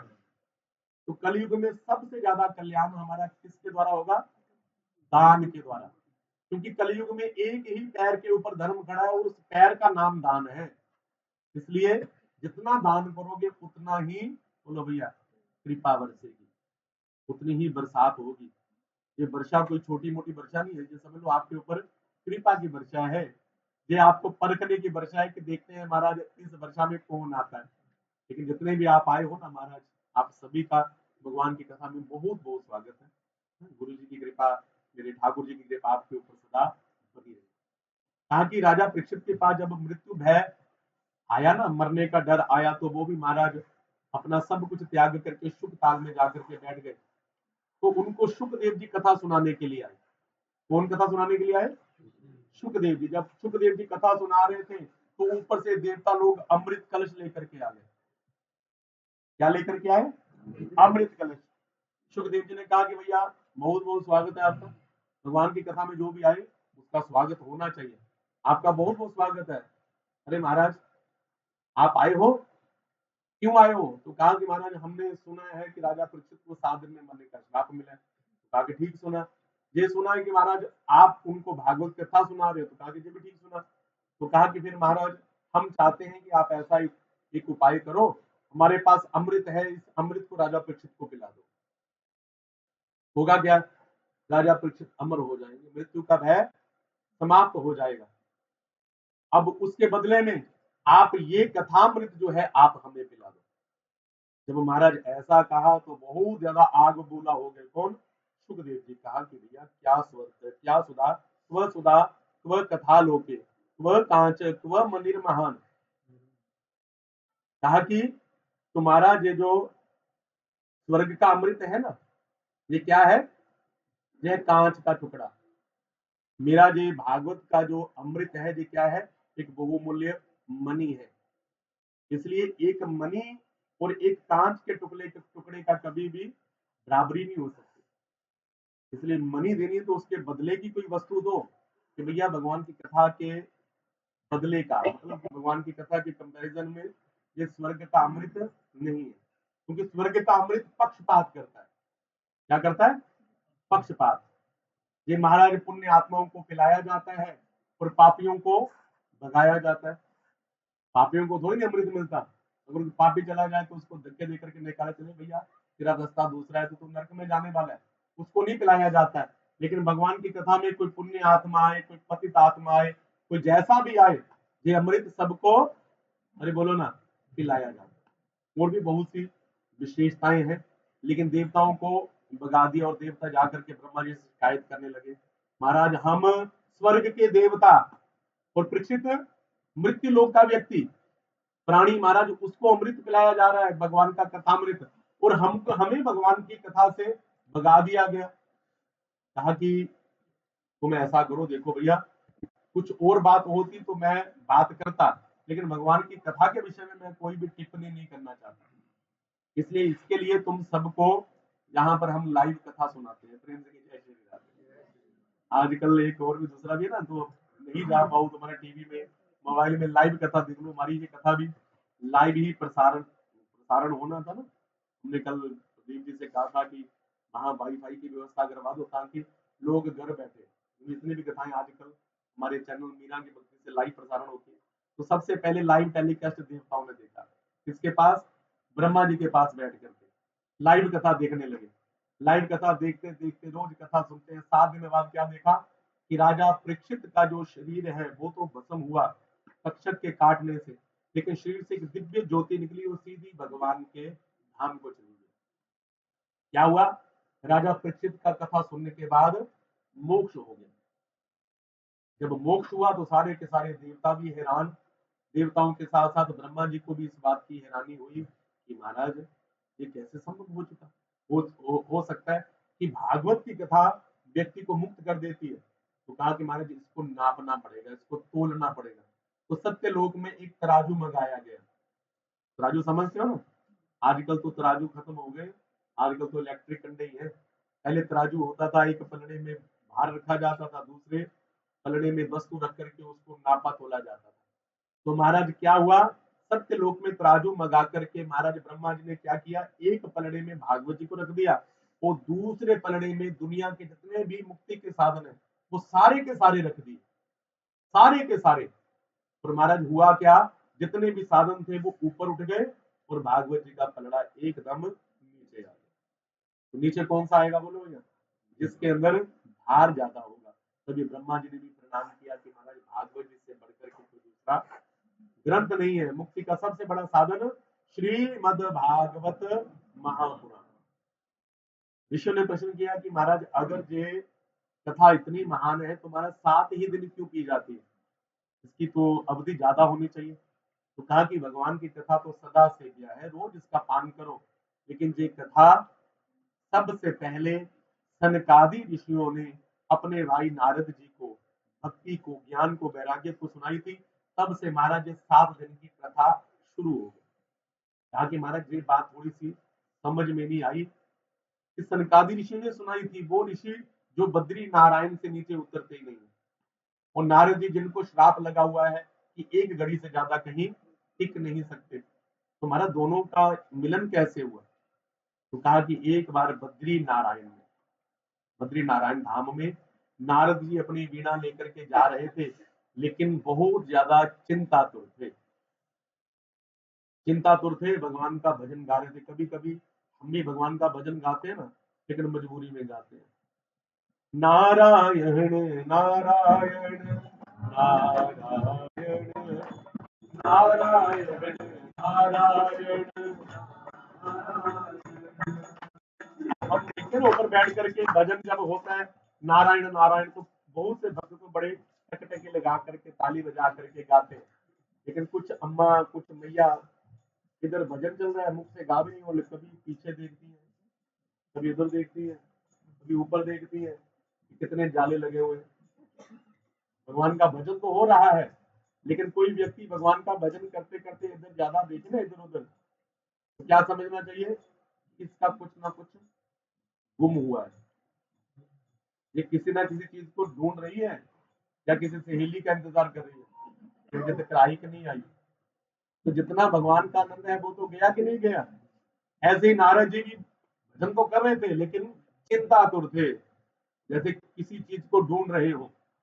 अब देखा नारद जी को दूर से किन्होंने, सनकादि ऋषियों ने कहा, अरे ब्राह्मण देवता दीनों की तरह महाराज मुंह लेकर के कहा घूम रहे हो, कथम ब्राह्मण दीन मुख चिंतातुरो भगवान, तुम्हें कौन सी चिंता है भैया? तुम तो ऐसे चिंतातुर हो रहे हो जैसे किसी व्यक्ति के नोटों की गड्डी जो है वो रद्दी बन गई हो, जैसे किसी व्यक्ति का कोई बहुमूल्य धन जो है वो लुट गया हो, कोई व्यक्ति महाराज जिसको घाटा पड़ गया हो। और भगवान के नाम का जो रसा स्वादन करने वाले हैं, जो भगवान के नाम का अमृत महाराज जो लुटाने वाले हैं, महाराज वो चिंता तो थोड़ी नहीं है। अब चिंता किस बात की होती है कि हमारी कोई वस्तु समाप्त हो रही है, अब हम यहाँ बैठ करके आपको नारायण नारायण सुनाएं तो उसमें हमें चिंता करने की आवश्यकता है कि हमारे अंदर से नारायण समाप्त होगा? बोलो भैया, हरि अनंत हरि कथा अनंता।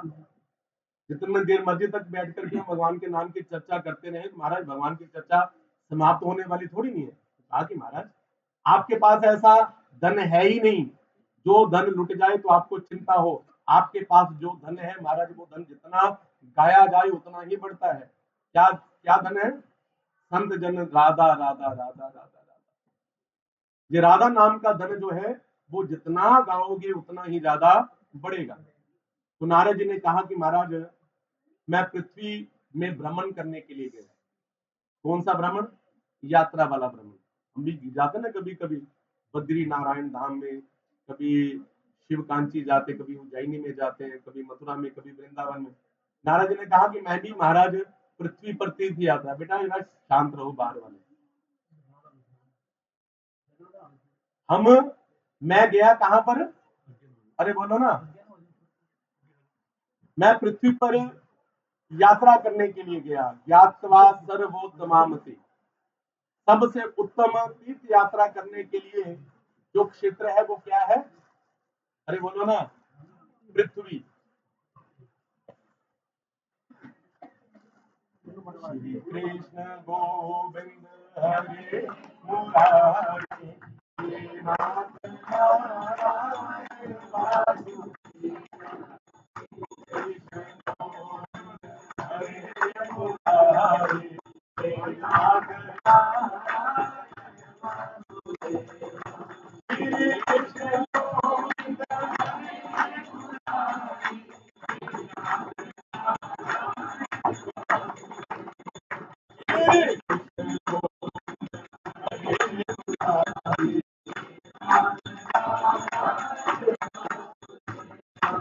थोड़ा थोड़ा और आगे आ जाओ, ठीक है? क्योंकि पीछे जगह बन जाएगी, कोई आगे नहीं आएगा तो आकर के बैठ जाएगा। आ जाओ थोड़ा थोड़ा। लेते जाओ रे हरि का नाम, लेते जाओ रे हरि का नाम, आगे आगे भैया। लेते जाओ रे हरि का नाम, लेते जाओ रे हरि का नाम, धीरे धीरे। ओ लेते जाओ रे हरि का नाम, धीरे धीरे। लेते जाओ रे हरि का नाम, धीरे धीरे। ओ लेते जाओ रे हरि का नाम, लेते जाओ रे हरि का नाम, धीरे धीरे। लेते जाओ रे हरि का नाम, धीरे धीरे। लेते जाओ रे हरि का नाम, धीरे धीरे। ओ करते जाएंगे करते धीरे धीरे। ओ करते जाएंगे करते धीरे धीरे। ओ लेते जाओ रे हरि का नाम, हरि का नाम, धीरे धीरे। ओ लेते जाओ रे हरि का नाम, धीरे धीरे। जाओ रे हरि का नाम, धीरे धीरे। बोले भगवान की जय। तो नारद जी ने कहा कि महाराज मैं तीर्थ यात्रा करने के लिए सबसे पहले कहाँ गया? पुष्कर। पुष्कर कौन? तीर्थों के गुरु। अगर कोई आपसे पूछे कि तीर्थों के गुरु कौन है तो कौन है? पुष्कर। यहाँ पर एकमात्र ब्रह्मा जी का मंदिर है। गया आप में से कोई पुष्कर?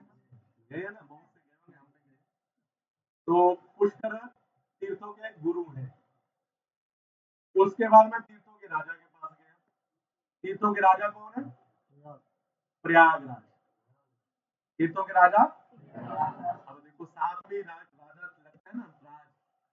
प्रयागराज। यहाँ पर गंगा यमुना और सरस्वती का संगम है। यहाँ पर हमारी ये बहनें माताएं बिंदी लगाती हैं। यहाँ पर भाई लोग तिलक लगाते हैं। आप सबको पता है कि हमारे शरीर का एक क्षेत्र भी तीर्थराज प्रयाग है। पता है आपको? जब भी ध्यान लगाते हैं तो कहाँ पर जोर पड़ता है? बोलो भैया, यहीं पर जोर पड़ता है कि नहीं पड़ता? यहाँ पर हमारा आज्ञा चक्र भी है। तो इसको क्या कहते हैं? प्रयागराज। क्योंकि प्रयागराज में कितनी नदियां हैं? गंगा यमुना और सरस्वती। जिसमें आप दर्शन करने के लिए जाओ, आपको गंगा भी दिखेगी, आपको यमुना भी दिखेगी, आपको सरस्वती नहीं दिखेगी। ऐसे ही इस स्थान पर 3 नाड़ियां हैं, जिस एक का नाम है ईड़ा, पिंगला और सुषुम्ना। ईड़ा पिंगला यहाँ पर दिखाई देती है, सुषुम्ना जो है वो अदृश्य रूप में है। वैसे ही हमारे ये शरीर का आज्ञा चक्र जो है, जिस राज प्रयाग है, इसलिए यहाँ पर रोज तिलक लगा करके इसकी पूजा किया करो, रोज बिंदी लगा करके महाराज इसको जागृत किया करो। तो महाराज नारद जी ने कहा कि मैं सबसे पहले पुष्कर गया, उसके बाद प्रयागराज में गया, और उसके बाद मैं महाराज अनेकों तीर्थों पर घूमा, हरिद्वार में गया महाराज, मैं रामेश्वरम में गया, मैं कुरुक्षेत्र में गया, श्री रंगम सेतु बंधनम, महाराज सभी जगह मैं घूमा, लेकिन कहीं पर भी मेरे चित्त को शांति नहीं मिली। अब आप में से कितने लोग तीर्थ यात्रा में गए होंगे, और कभी कभी तीर्थ यात्रा करते हुए भी हम परेशान हो जाते हैं कि नहीं, लंबी लाइनें देख करके, वहां पर ब्राह्मणों का शोषण देख करके कि कितने पैसे लगेंगे महाराज, तब जाकर के पिंडदान होगा, कितने पैसे लगेंगे तब जाकर के आगे दर्शन करवाया जाएगा। अब बताओ महाराज क्या लाभ है, वहां जाकर के हमारा मन ही परेशान हो जाए। जिस हिसाब से यहाँ पर नारद जी ने अपनी व्यथा सुनाई है ना अपने भाइयों को, सनकादि ऋषियों को, इससे लगता है कि महाराज नारद जी भी कलयुग में ही तीर्थ यात्रा करने के लिए आए होंगे। नारद जी ने कहा कि मैंने क्या देखा, कितनी बड़ी बड़ी बिल्डिंगें देखी, मैंने कितनी बड़ी बड़ी बिल्डिंगें देखी। मैंने कहा कि भैया ये तो बहुत बड़ा कोई सेठ होगा। तो मैंने पूछा कि महाराज ये बिल्डिंग किसकी है, तो कहा कि एक महात्मा जी की है, जिनका नाम है त्यागी जी महाराज। त्यागी जिसने सब कुछ त्याग कर दिया, उसका ही महाराज प्रपंच। अब उसके बाद आगे गया तो महाराज कुछ बालक खेल रहे थे, बड़े प्यारे प्यारे बच्चे थे। मैंने पूछा कि महाराज बालक किसके हैं, तो कहा कि ब्रह्मचारी जी महाराज। कहने का मतलब कलयुग के पाखंड सब कुछ ऐसा देख रहे हैं कि नहीं। एक व्यक्ति अपना घर छोड़ता है 5 मरले का, लेकिन आश्रम बनाता है 5 कनाल में, तो काहे का घर छोड़ना। घर के सदस्य छोड़े कितने, 4, एक अपनी धर्मपत्नी को छोड़ा, 2 बच्चे छोड़ दिए, और एक माता पिता में से कोई छोड़ दिया। लेकिन आगे चल करके महाराज शिष्य बना लिए कितने, हजारों करोड़ों। महाराज जी से पूछो आपके कितने शिष्य हैं, महाराज जी को पता ही नहीं। दीक्षा भी दी जाती है माइक से, कथा सुनाने के लिए आ जाए तो एक दिन रख लियो कि संजीव भैया आप जो इनको कह देना कल पंडित जी शास्त्री जी दीक्षा देंगे, तो लाइनें बना दी, कोई ना कोई तो प्रभावित होकर के दीक्षा ले ही लेगा।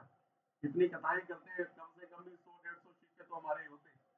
लेकिन अगर हम कहें कि भैया ईमानदारी से अगर कथा सुनानी है तो नहीं, हम आपके गुरु हैं, लेकिन कौन से गुरु हैं, शिक्षा गुरु, केवल 7 दिन के लिए मूली बांध करके, तिलक लगा करके, माला डाल करके आपने हमें गुरु बनाया, शिक्षा गुरु। जैसे अपने बच्चे को स्कूल पढ़ने के लिए भेजते हैं तो महाराज प्री नर्सरी का गुरु कोई और होता है, नर्सरी का कोई और, पहली का और, दूसरे का और, तीसरे का और, वैसे शिक्षा गुरु जितने मर्जी बना लो। गुरु दत्तात्रेय जी की कथा हम 7वें दिन सुनेंगे, जिन्होंने 24 गुरु बनाए, लेकिन वो सारे के सारे गुरु दत्तात्रेय जी के शिक्षा गुरु हैं। दीक्षा गुरु जीवन में एक ही होता है, वही गुरु ब्रह्मा है, वही गुरु विष्णु है, वही गुरु भगवान सदाशिव है, वही परम ब्रह्म है। गुरु ब्रह्मा, गुरु विष्णु, गुरु देवो, गुरु साक्षात तस्मै श्री गुरुवे।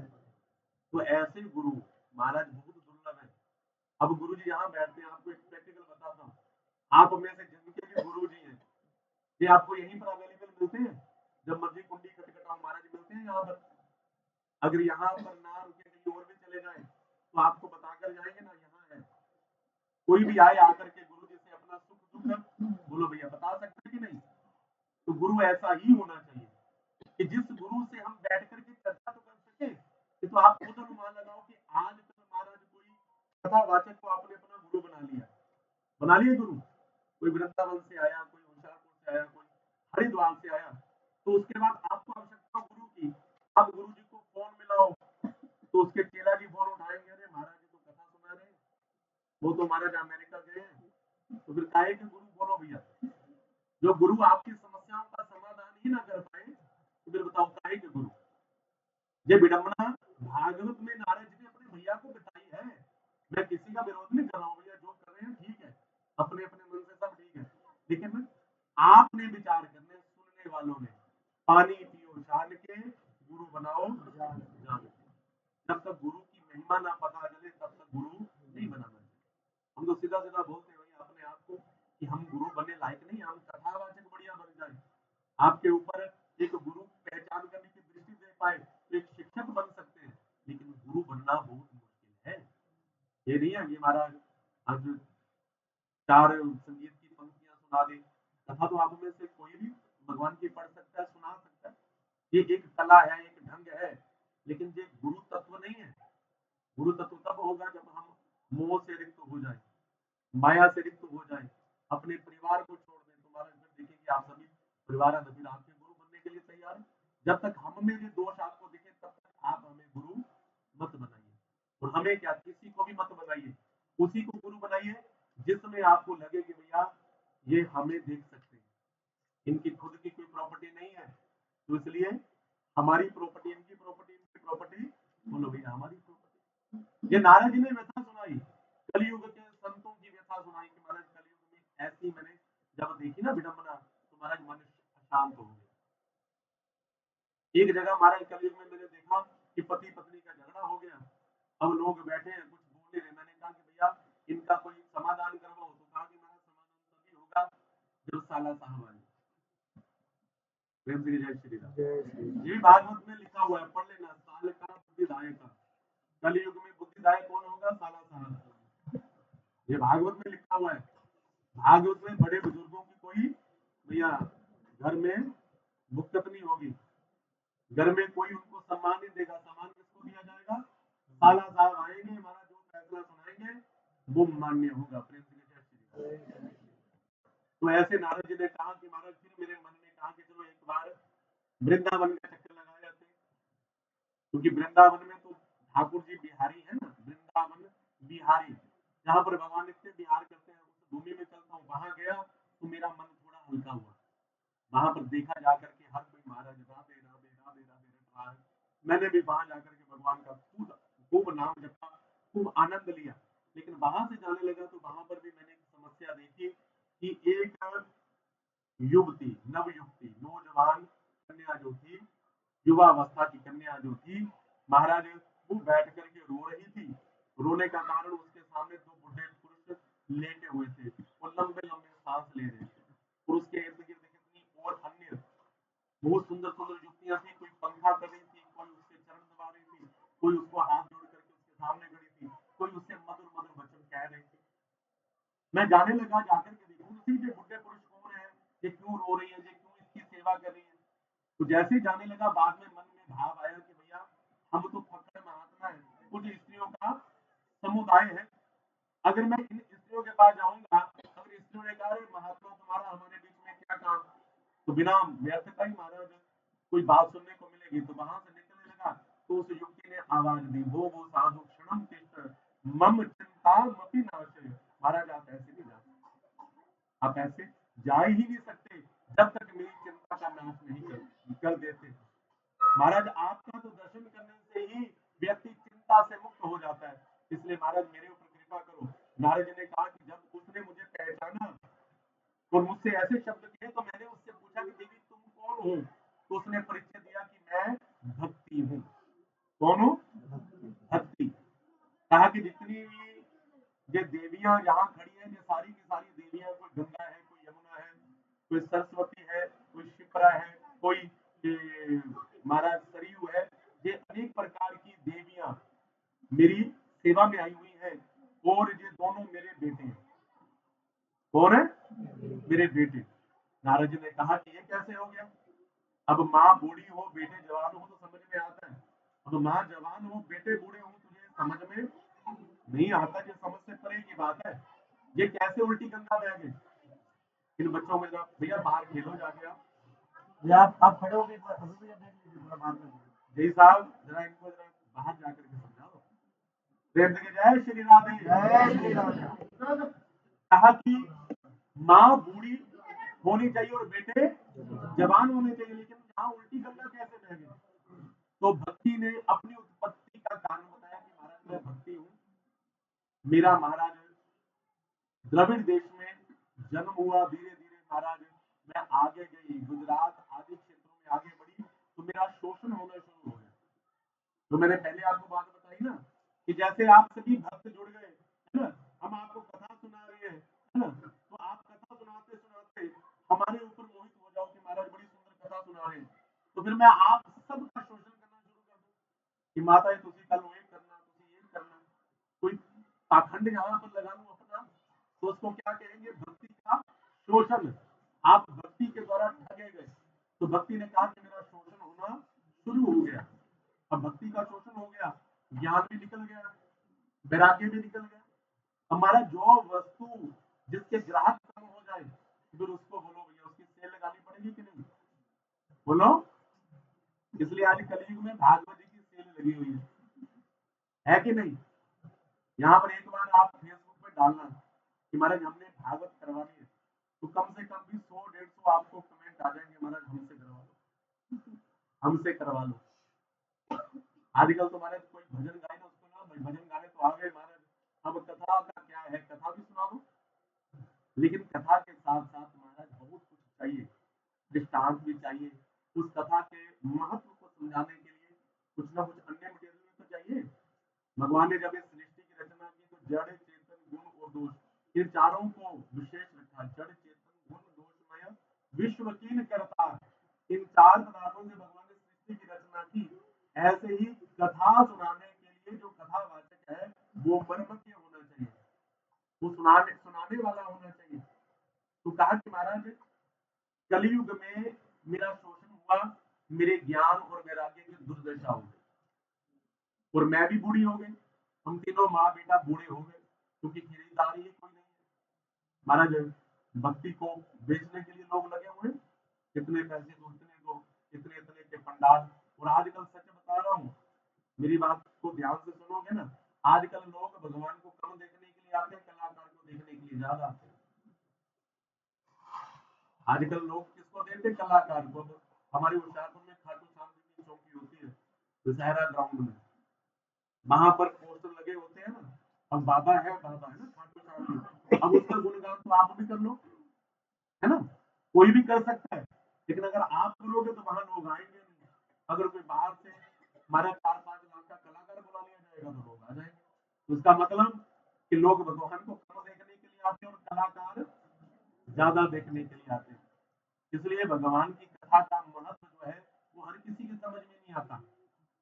भक्ति ने कहा कि प्रभु मैं जहाँ आई ना वृंदावन में, तो वृंदावन में महाराज मैं युवा हो गई, मैं जवान हो गई, लेकिन मेरे बेटे जवान ही नहीं हुए, क्योंकि वृंदावन में ज्ञान और वैराग्य इन दोनों के ग्राहक कम है। ग्राहक किसके हैं? भक्ति के। जैसे मैंने माला डाली हुई है ना, मैं आप में से किसी के भी गले में माला डाल दूं ना, तो आप बाहर नहीं घूमने जाओगे, जाओगे माला पहन करके। अगर हम कहें कि भैया जाओ माला पहन करके आप पूरे गांव का चक्कर लगा करके आओ, आप में से कोई आएगा? बोलो। आप क्या अगर किसी महापुरुष के में डाल दें तो कोई भी नहीं जाएगा। क्यों नहीं जाएगा? संकोच होगा कि महाराज लोग क्या कहेंगे। लेकिन वृंदावन में आपने हजारों लोगों को देखा होगा गले में माला पहन करके घूमते हुए। यहाँ पर कोई आपके चेहरे पर बोल दे राधे राधे तो आप घूमने जाओगे? पहले उसको उतारोगे मेकअप को। लेकिन वहां पर जो छोटी छोटी कन्याएं तिलक लेकर के घूमती, उससे कहते हैं बेटा यहाँ भी लगाओ, यहाँ भी लगाओ, यहाँ भी लगाओ, है ना। वहां पर तो महाराज आप साड़ी पहन करके बढ़िया बालों में गजरा लगा करके सुंदर श्रृंगार करके महाराज कहीं पर भी नाचने लग जाते हो। बोलो राधा राधा राधा राधा राधा, बोलो राधा राधा राधा राधा, ओ बोलो राधा राधा राधा,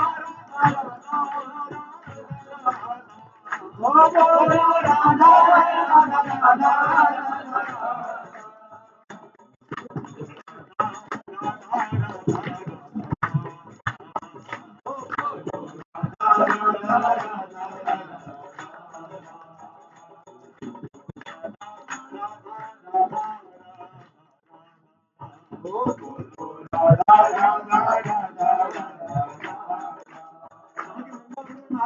जवान हो जाती है हमारी, अभी भी चले जाओ, आपकी बत्ती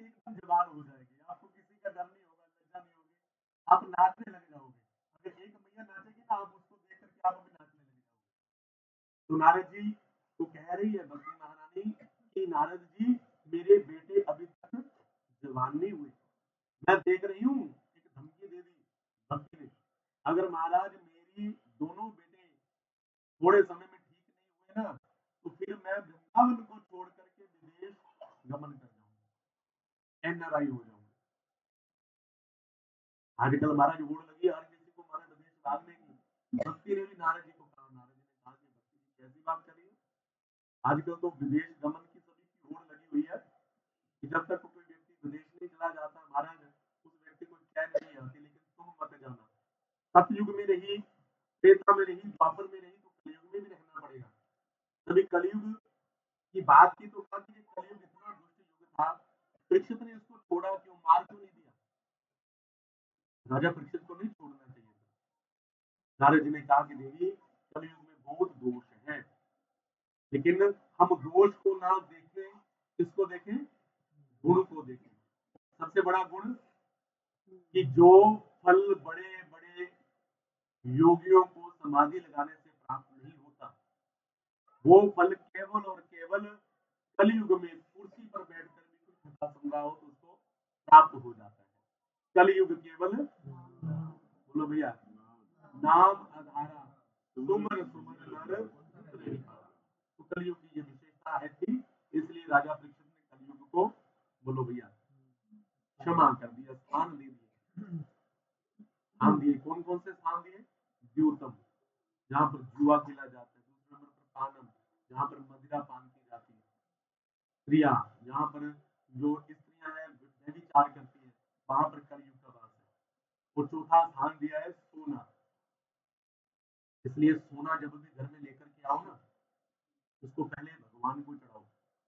तुम ही निवेदित भोजन करेंगे, प्रभु प्रसाद पट भूषण करेंगे। इसलिए ये गोस्वामी तुलसीदास जी ने हमें बहुत सुंदर सुंदर बातें बताई हैं कि सोना जब भी घर में लेकर के आओ, क्योंकि सोना तो हर कोई बेटी के विवाह में भी हम सोना देते हैं, तो इसलिए सोने को सबसे पहले भगवान के चरणों में रखो, तो वो सोना क्या बन जाएगा, प्रसाद बन जाएगा, फिर वो प्रसादी माला बन जाएगी। तो ऐसे ही घर में भोजन भी बनाते हो तो उससे पहले भगवान को निवेदित करो, फिर वो भोजन प्रसाद बन जाएगा। कोई कपड़ा भी लाते हो तो कपड़ा भी भगवान को दिखाने के बाद, भगवान को अर्पण करने के बाद पहनो। प्रभु प्रसाद पट, पट कहते हैं कपड़े को, और भूषण करें। तो कलयुग ये चार स्थान कलयुग को रहने के लिए दिए हैं। और भक्ति से कहा कि तुम चिंता ना करो, नारद जी ने महाराज वेद सुनाने शुरू कर दिए, वेदांत सुनाने शुरू कर दिए, और गीता पाठ बार बार सुनाना शुरू कर दिया। महाराज जैसे ही थोड़ा सा गीता पाठ होता है तो महाराज उसको थोड़ा सा होश आता है, जैसे गीता पाठ को विश्राम होता है उसके बाद फिर झपकी लग करके सो जाते हैं। आप में से कितनी ऐसी बहनें हैं जिनको बहुत कड़ाके की नींद आ रही है, आ रही है ना, क्यों आ रही है, क्योंकि कथा में नींद बड़ी आती है, वैसे नींद नहीं आती, लेकिन कथा सुनते ही नींद आ जाती है। कारण, क्योंकि कुंभकर्ण को जब भगवान ने मारा तो निद्रा देवी भगवान से कहती है कि प्रभु जो कथा सुन करके बैकुंठ जाते हैं ना, उनको सुनने नहीं दूंगी कथा, उसके सिर पर जाकर के बैठ जाऊंगी और उनको सुला दूंगी, ना वो जागेंगे, ना कथा सुनेंगे, और ना ही आपके बैकुंठ को जाएंगे। इसलिए निद्रा देवी आक्रमण करती है।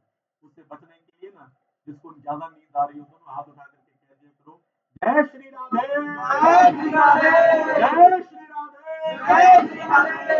ऊंची आवाज में बोलोगे ना तो निद्रा भाग जाएगी। ये तो सोने वाला नहीं है, ये तो सभी औरों को भी जगाने वाला है, तो इसलिए निद्रा भाग जाती है। तो भक्ति ने कहा कि नारद जी मेरे बेटे अभी तक होश में नहीं आए। तो नारद जी ने तो हमारा जितनी भी दवाइयां आती वो सारी की सारी हमारा खिला दी, किसी से आराम नहीं आया। नारद जी को भी चिंता हुई। नारद जी ने कहा कि जब मुझे चिंता हुई तो आकाशवाणी हुई कि नारद जी अगर ज्ञान वैराग्य को पुष्ट करना चाहते तो इनके लिए सत्य कर्म करो। क्या करो, ये सत्य कर्म क्या है, कोई संत बताएगा। नारद जी ने कहा कि भैया सत्य कर्म मुझे किसी ने नहीं बताया क्या है, इसलिए मैं बद्री नारायण नर नारायण भगवान से पूछने के लिए आया हूँ, और आप मिल गए, और आपसे बड़ा महात्मा तो कोई दूसरा हो नहीं सकता। इसलिए आप बताइए सत्य कर्म क्या है।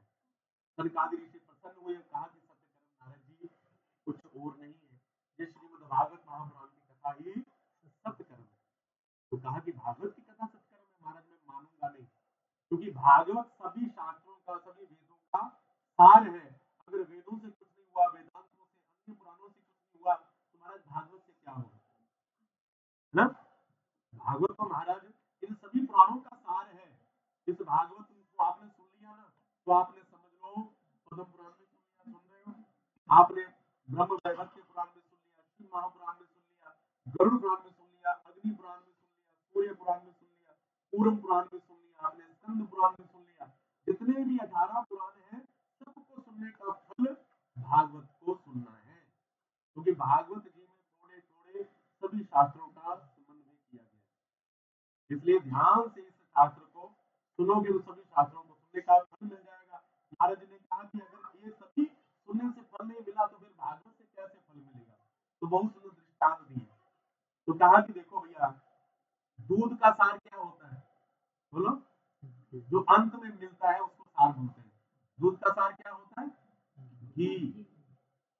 दूध का सार क्या होता है, घी। अब अगर हम घी की बात करें तो घी किसका बेटा है, बोलो भैया, दूध का।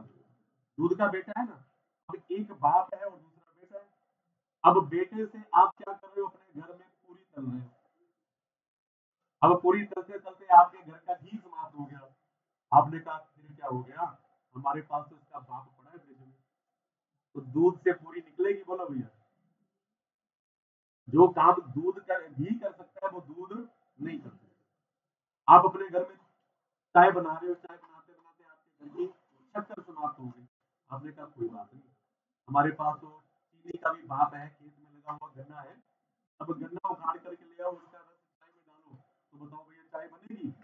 जो काम चीनी कर सकती है वो गन्ना नहीं कर सकता, जो काम घी कर सकता है वो दूध नहीं कर सकता, और जो काम आम का फल कर सकता है वो आम का पेड़ नहीं कर सकता। जो आपके मुख को स्वाद दे सकता है केवल और केवल आम ही दे सकता है। आम के पेड़ को काटने खाने जाओगे तो दांत बाहर आ जाएंगे, लेकिन स्वाद फिर भी नहीं आएगा। तो ऐसे ही अगर भागवत को सुनोगे तो महाराज सभी को सुनने का फल मिलेगा। नारद जी बड़े खुश हुए। नारद जी ने कहा कि प्रभु अब ये नेक काम आप ही कीजिए। अब आप कथा का महत्व बता रहे हो, तो अब आप ही महाराज वक्ता बनिए, हम तो श्रोता बनेंगे महाराज। भक्ति ज्ञान वैराग्य को साथ लेकर के आएंगे और कथा सुनाएंगे। कहा कि प्रभु लेकिन वो बेचारे आ नहीं सकते, बीमार हैं, इसलिए आप ही चल करके कथा सुना दीजिए। कहा कि उल्टा काम क्यों कर रहे हो। अब कुआं जो है वो प्यासे के पास थोड़ी नहीं जाता, प्यासा व्यक्ति कुएं के पास आता है। लेकिन भागवत जी की कथा इतनी महान है, महाराज जी प्यासों के पास खुद चल करके आती है। जहां जहां प्यासे होते हैं भागवत की कथा वहां पहुंच जाती है। आप थोड़ी नहीं गए महाराज, भागवत जी तो आए ना कल से आपके यहाँ, तो भागवत जी खुद आती है। तो कहा कि महाराज आप चलिए। और सनकादिक ऋषियों ने कहा कि महाराज ऐसा करो, थोड़ा सा हम नीचे उतरते हैं, थोड़ा सा वो ऊपर चढ़े, तो बीच में कहीं मिल जाते हैं। तो कहा कि चलो फिर महाराज जी करते हैं प्रयास, आप नीचे उतरना शुरू कीजिए। तो बद्री नारायण से धीरे धीरे नीचे उतरना शुरू किए। नारद जी जल्दी गए, जा करके भक्ति ज्ञान वैराग्य को लेकर के थोड़ा सा ऊपर चढ़े। अब नारद जी कहाँ पर है भक्ति ज्ञान वैराग्य, अरे बोलो भैया, भी आपने सुना कहाँ पर है भक्ति, वृंदावन में। ध्यान से सुनो कथा, कहाँ है, वृंदावन में। और संकादिक ऋषि का है बद्री नारायण में। वो नीचे उतरे, वो ऊपर चढ़े, तो बीच में कौन सा स्थान आया, हरिद्वार। हरिद्वार में आनंद नाम के तट पर महाराज संत महापुरुषों की भीड़ जुट गई।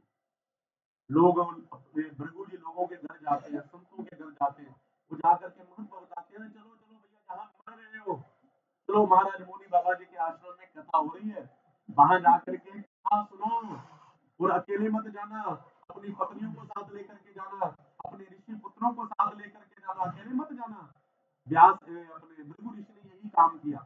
लोगों को महाराज अप्रिशिएट करने लगे, चलो चलो चलो भैया भगवान की कथा में जाकर के भगवान की कथा सुनो। ये भी एक बहुत बड़ा काम है। अगर आप दो को भी कथा सुनाते हो तो आपको कितना ज्यादा फल मिलने वाला है। तो इसलिए ज्यादा से ज्यादा लोगों को भगवान की कथा से जोड़ो। तो वहां पर जैसे ही व्यासपीठ पर बैठे और महाराज महात्म में ही भक्ति ज्ञान वैराग्य ये तीनों के तीनों महाराज नाचने लगे, गाने लगे, श्री कृष्ण गोविंद हरे मुरारे, हे नाथ नारायण वासुदेव। तो महाराज भक्ति ज्ञान वैराग्य के साथ वहां पर भगवान भी अपने पार्षदों के साथ आ गए। और भगवान के पार्षदों ने महाराज इतना सुंदर भाव हरि नाम संकीर्तन किया जिसमें भगवान भी नाच रहे हैं। भक्ति ने भगवान के चरणों में हाथ जोड़े और कहा कि प्रभु आप बताइए कि अब मैं कहाँ जाऊं। फिर भक्ति ने कहा ना कि मेरा द्रविड़ देश में मेरा जन्म हुआ, उसके बाद मैं गुजरात इत्यादि देशों से होती हुई, कर्नाटक इत्यादि देशों से होती हुई महाराज यहाँ वृंदावन में आई हूँ। और वृंदावन से कहाँ पहुंच गई? अरे बोलो ना, हरिद्वार। अब यहाँ पर कथा सुनी, अब कथा सुनने के बाद अब महाराज अब बताइए मैं कहाँ जाऊं। भगवान ने कहा कहीं जाने की जरूरत नहीं है। जितने भी मेरे भक्त हैं, जितने भी वैष्णव हैं, जितने भी भागवत कथा सुनने के लिए आते हैं, सभी के हृदय में जाकर के अपने बेटों सहित बैठ जाओ। और कल से ही भक्ति जो है आप सभी महाराज जी टेंटपाल गांव वाले होशियारपुर वाले जो जो भी कल की यात्रा में सम्मिलित हुए, भक्ति आप सभी के हृदय में कल से ही बैठी हुई है। और यहाँ बैठ करके आपके हृदय में बैठ करके वो भी भागवत की कथा को सुने। और उसके बाद नारद जी ने प्रश्न किया कि महाराज भागवत की कथा को सुनने का अधिकारी कौन है? कहा कि ये मत पूछो कौन है, ये पूछो कौन नहीं है। भगवान की कथा हर किसी के लिए महाराज समभाव रखती है, किसी के साथ भेदभाव नहीं करती। ये नहीं है कि अमीर को सुनाई जाती है, गरीब को नहीं सुनाई जाती। जहां तक कि जीवन में व्यक्ति ने पाप के अतिरिक्त कुछ ना किया हो, दुनिया के सारे अधर्म किए हो और अधर्म करता हुआ पाप करता हुआ वो व्यक्ति मर गया हो, मरने के बाद उसकी गति भी ना हो रही हो, प्रेत बनकर के घूम रहा हो, अगर उसके निमित्त भी श्रीमद् भागवत महापुराण की कथा करवाते हो तो उसका उद्धार हो जाता है। तो कहा कि महाराज इसके लिए आपको कुछ दृष्टांत देना पड़ेगा, कोई ऐसी कथा है तो सुनाओ। तो कहा कि महाराज एक बार अगस्त मुनि ने महाराज मुझे जी कथा सुनाई थी। सुखदेव जी कहते हैं आज वही कथा हम आपको सुनाते हैं। ये दो कथाएं ऐसी सुनाई है, एक महाराज अजामिल की कथा और दूसरी ये गोकर्णोपाध्याय। कहा कि महाराज एक तुंगभद्रा नाम की नदी के तट पर एक पंडित जी रहते थे जिनका नाम था आत्मदेव। क्या नाम था? आत्मदेव। तो आत्मदेव जो थे बड़े धर्मात्मा थे, बड़े कर्मकांडी ब्राह्मण थे, कथा वार्ता करने वाले ब्राह्मण थे। लेकिन इनकी पत्नी का नाम था धुंधली देवी। अगर अध्यात्मिक दृष्टि से देखें तो हम सारे के सारे आत्मदेव हैं, लेकिन हमारी जो मति है ना वो कभी कभी धुंधला काम कर जाती है। किसी से लड़ना झगड़ना, द्वेष ईर्षा, ये किसका काम था? धुंधली का काम। पंडित जी के पास सब कुछ था, लेकिन पंडित जी के यहाँ कोई संतान नहीं थी। फल लाते थे तो गल जाता था, और महाराज कोई तुलसी का पौधा लगाते थे तो सूख जाता था। पंडित जी बहुत चिंतित हुए। एक बार महाराज को चिंता के हमारे पंडित जी जंगल में मरने के लिए चले गए, आत्महत्या करने के लिए। और जंगल में एक संत महापुरुष की दृष्टि पड़ी। संत महापुरुष ने आकर के आत्मदेव जी से पूछा क्यों रो रहे हो? तो कहा कि महाराज पुत्र नहीं है। संत ने कहा कि अरे पुत्र की चाहना में रो रहे हो, मेरे प्रभु की चाहना में रो। ये पुत्र पुत्र क्या होता है? कहा कि महाराज आप नहीं समझ सकते, क्योंकि आप तो महाराज महात्मा है ना, आप नहीं समझ सकते। प्रेम से जय श्री राधे माता। बस 5 मिनट दे दो, बस कथा विश्राम की हो रहा है, उसके बाद फिर जैसे मर्जी चर्चा करना आप, ठीक है, हम चले जाएंगे। प्रेम से जय श्री राधे। तो कहा कि महाराज पुत्र चाहिए। आप नहीं समझ सकते कि बच्चों की किलकारियां क्या होती हैं, कैसे महाराज पुत्र आनंद प्रदान करता है, घर की रौनक होता है। अनेक प्रकार के महाराज प्रश्न रख दिए महाराज महात्मा के आगे। कहा कि महाराज अगर पुत्र नहीं होगा तो फिर मैं आत्महत्या करूंगा। कहा कि महाराज आत्महत्या कोई उपाय थोड़ी नहीं है। क्या गारंटी है कि मर जाओगे तो अगले जन्म में भी पुत्र होगा? तो कहा कि फिर महाराज देख करके बताओ। महाराज ने मस्तक रेखा देखी और देख करके कहा कि अरे अरे अरे अरे पंडित जी, तो एक जन्म की बात कर रहे हो, तुम्हारे जन्म में 7 जन्मों तक, तुम्हारे भाग्य में 7 जन्मों तक पुत्र का सुख नहीं है। तो महाराज पंडित जी तो उसी समय सिर पटक करके तभी मरना स्टार्ट कर दी। महाराज अब तो मरूंगा, अभी मरूंगा और आपके चरणों में सिर पटक करके मरूंगा और आपको ब्रह्म हत्या लगाऊंगा।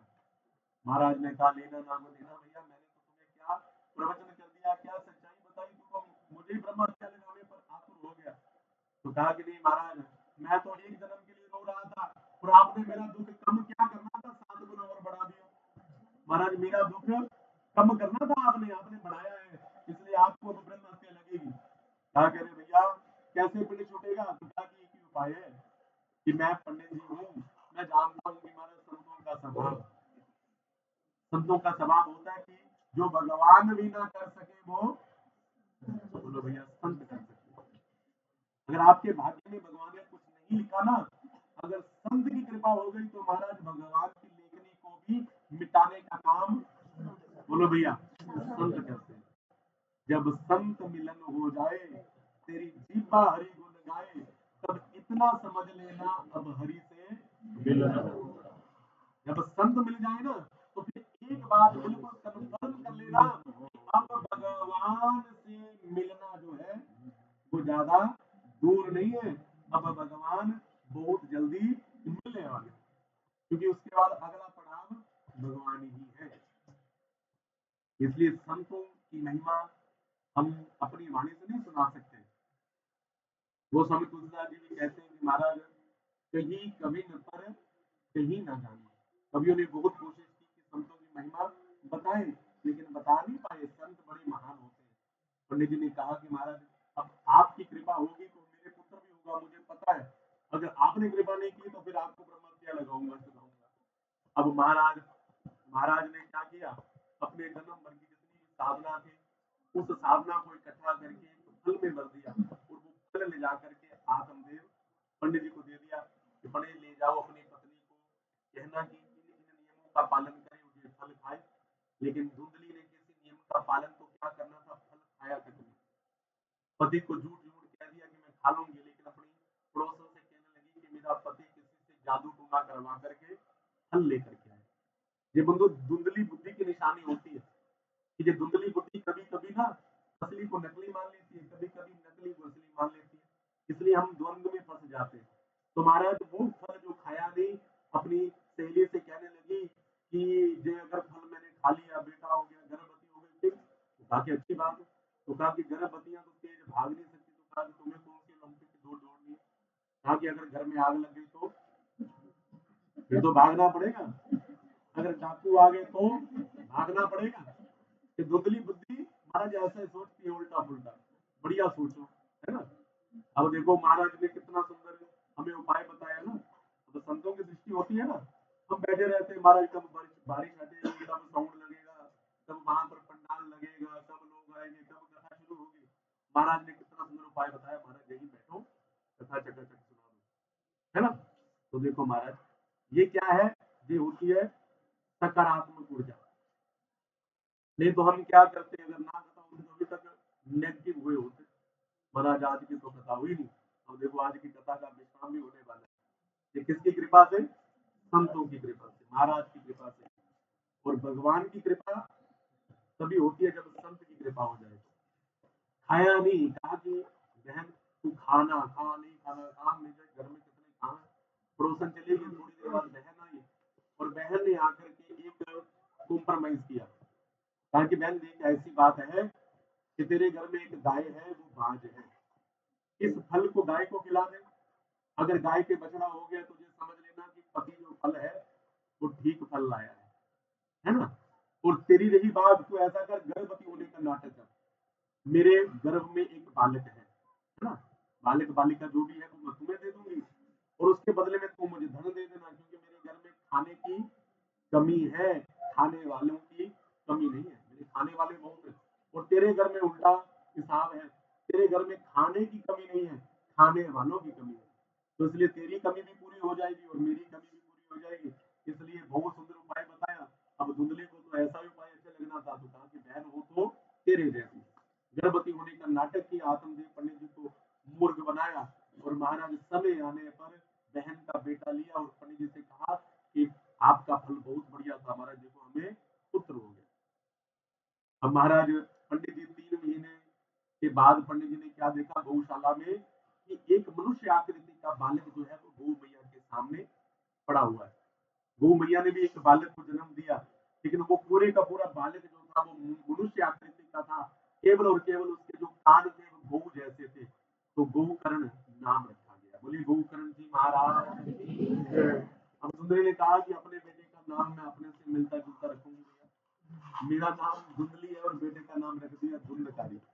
अब दोनों बड़े हुए, अब दोनों को अलग अलग संस्कार मिले। बच्चे अच्छे बुरे किससे बनते हैं, अरे बोलो ना, संस्कारों से। अब गौकर्ण जी को संस्कार मिले पंडित जी के, धुंधली के संस्कार मिले धुंधकारी को। और क्या हुआ? गौकर्णो पंडितो ज्ञानी, धुंधकारी महाकलह। एक नंबर का खल निकला, कपटी निकला, झूठा निकला, लुटेरा निकला। जो भी शब्द कहे जाए भैया वो कम है। कामी, लोभी, क्रोधी, महाराज हर एक कैटेगरी से भरा हुआ है। घर में महाराज छोटा था तो छोटी छोटी चोरी करने लगा, बड़ा था तो बड़ी चोरी करने लगा, जुआ खेलने लगा, मदिरा पान करने लगा, वैश्यागमन करने लगा। तो महाराज पंडित जी का स्वर्ग जैसा घर जो था महाराज वो नरक बना दिया। प्रेम से जय श्री राम। ठीक है जी, प्रेम से जय श्री राम। तो उसने क्या किया? पंडित जी का स्वर्ग जैसा घर, अरे बोलो भैया, नरक बना दिया। अब पंडित जी फिर बस्ता पैक कर लिया, अपना बैग पैक कर लिया। कहाँ जाने के लिए? मरने के लिए। फिर मरने के लिए चले। लेकिन अब कारण कोई दूसरा है। पहले कारण था पुत्र नहीं है, अब कारण है कि पुत्र क्यों है। यही कारण हमारा है ना जीवन में। पहले हम कहते हैं कि हमारे ये सामान हमारे पास नहीं है, ये वस्तु हमारे पास नहीं है, तो मिल जाती है तो हम कहते हैं क्यों है। ऐसे ही हमारे जीवन में भी द्वंद चलते रहते हैं। अब इस बहुत सुंदर यहाँ पर एक हमारा सत्संग हुआ। तो गौकर्ण जी ने हाथ पकड़ा और खड़ा किया सामने, कहा कि पिताजी सबसे पहले अपने हृदय का अहम त्यागो, अपने हृदय का मोह त्यागो। दुख का सबसे बड़ा कारण होता है, सबसे बड़ा कारण होता है मोह, और उससे भी बड़ा कारण होता है आशा। सबसे बड़ा कारण आशा। आशा जब निराशा में बदलती है तो व्यक्ति को दुख की प्राप्ति होती है। इसलिए पिताजी आपको क्या लगता है पुत्र नाम बनाता है? पुत्र नाम बनाता नहीं है, पुत्र नाम कटवाता जरूर है, लेकिन नाम जिसने बनाया अपना स्वयं बनाया। अब प्रहलाद जी का नाम किसने बनाया बोलो? प्रहलाद जी ने स्वयं। मीराबाई का नाम मीराबाई ने स्वयं बनाया, पुत्र ने नहीं बनाया। बनाया? ध्रुव जी का नाम ध्रुव जी ने स्वयं बनाया। गुरु नानक देव जी का नाम गुरु नानक देव जी ने स्वयं बनाया। कबीरदास जी का नाम स्वयं। सूरदास जी का नाम सूरदास जी ने। अब तुलसीदास जी का नाम, कोई भी ऐसा भक्त आप हमें बताइए जिसका नाम उसके बेटे ने बनाया हो। बेटे ने बनाया होगा तो अपना बनाया होगा, पिताजी का नहीं। बेटा नाम कटवाता जरूर है।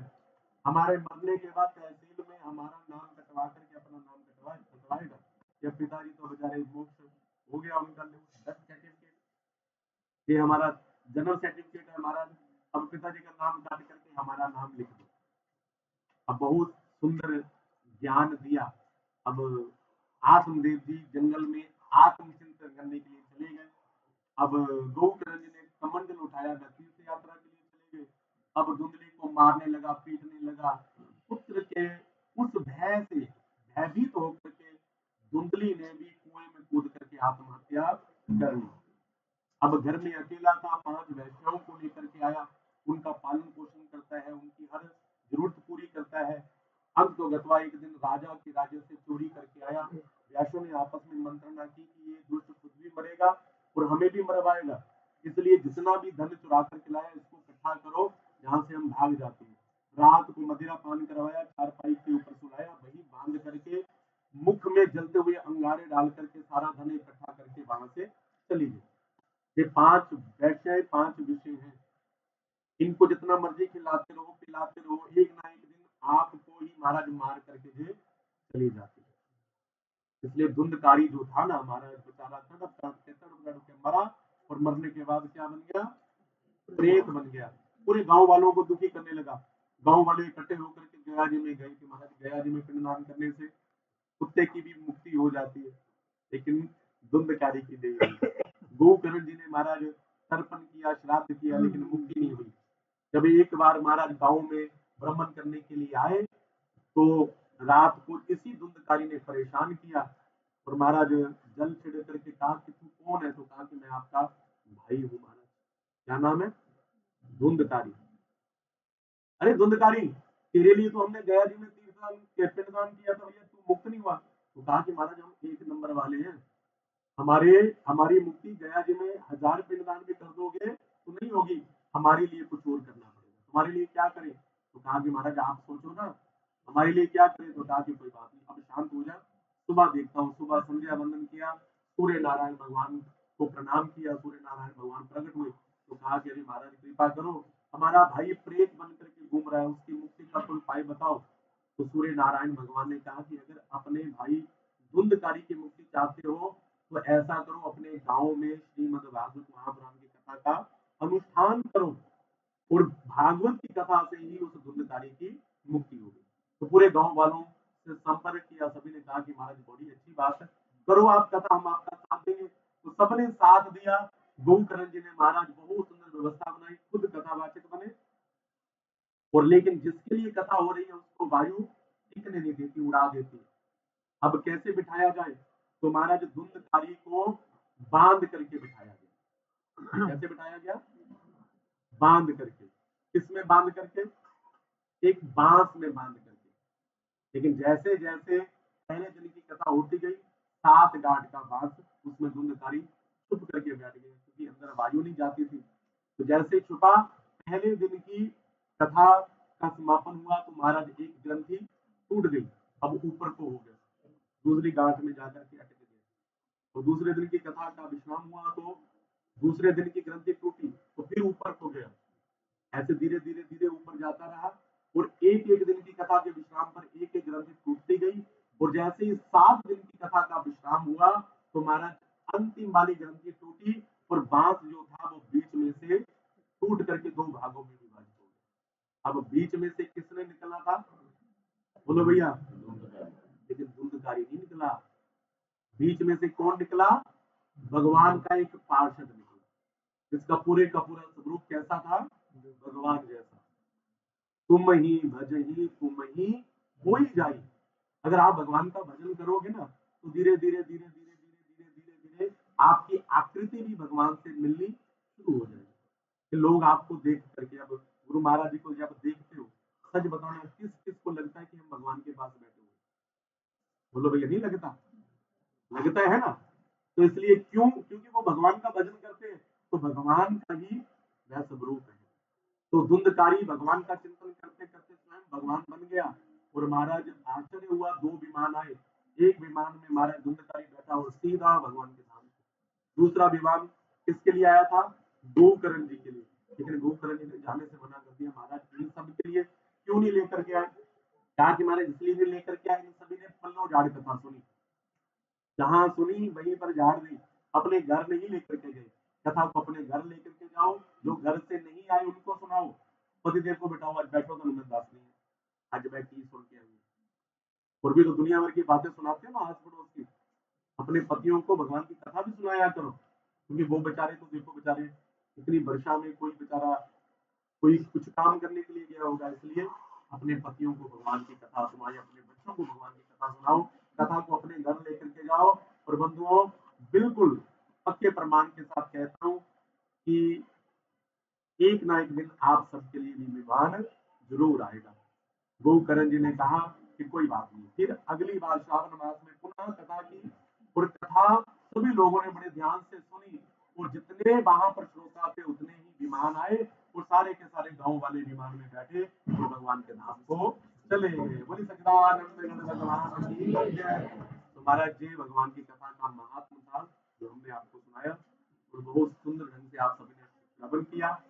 अब गुरु महाराज की कृपा, ठाकुर जी की कृपा होगी, तो कल बढ़िया पंडाल सजेगा, तो फिर बढ़िया संगीत में जो कथा चलेगी, और आगे जितना सुनोगे उतना ज्यादा आनंद आता रहेगा। तो अब यहीं पर कथा को विश्राम देते हैं। हाँ जी, हरी से मिलन होगा कल, वो जब संत मिलन हो जाए, जब संत मिलन हो जाए, तेरी कृपा हरि गुण गाए, तेरी कृपा हरि गुण गाए, जब इतना सजग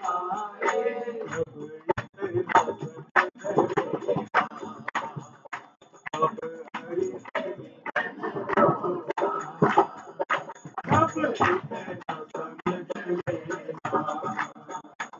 अब हरि से हो जब हो जाए, जब मिलन हो जाए वो तेरी लीला हरि गुण गाए तेरी लीला हरि गुण गाए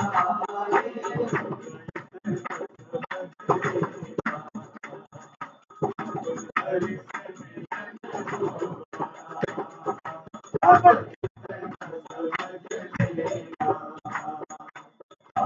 हरि से मिलन होगा ओ आँखों में आंसू आए आँखों से आंसू आए जब देखो नजर हरियाए जब देखो नगर हरियाए ओ आँखों से आंसू आए आँखों से आंसू आए जब देखो नजर हरियाए जब देखो नगर हरियाए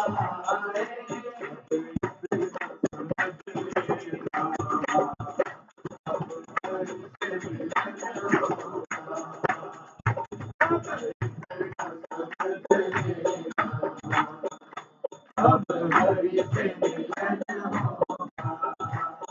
ओ मिलने को मन ललचाए मिलने को मन ललचाए ओ दिन रात याद हरियाए दिन रात याद हरियाए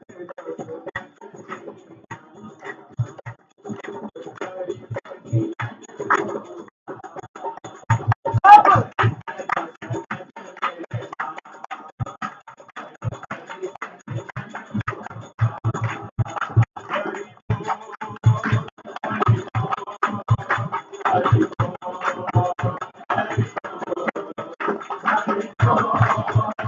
हरि बोल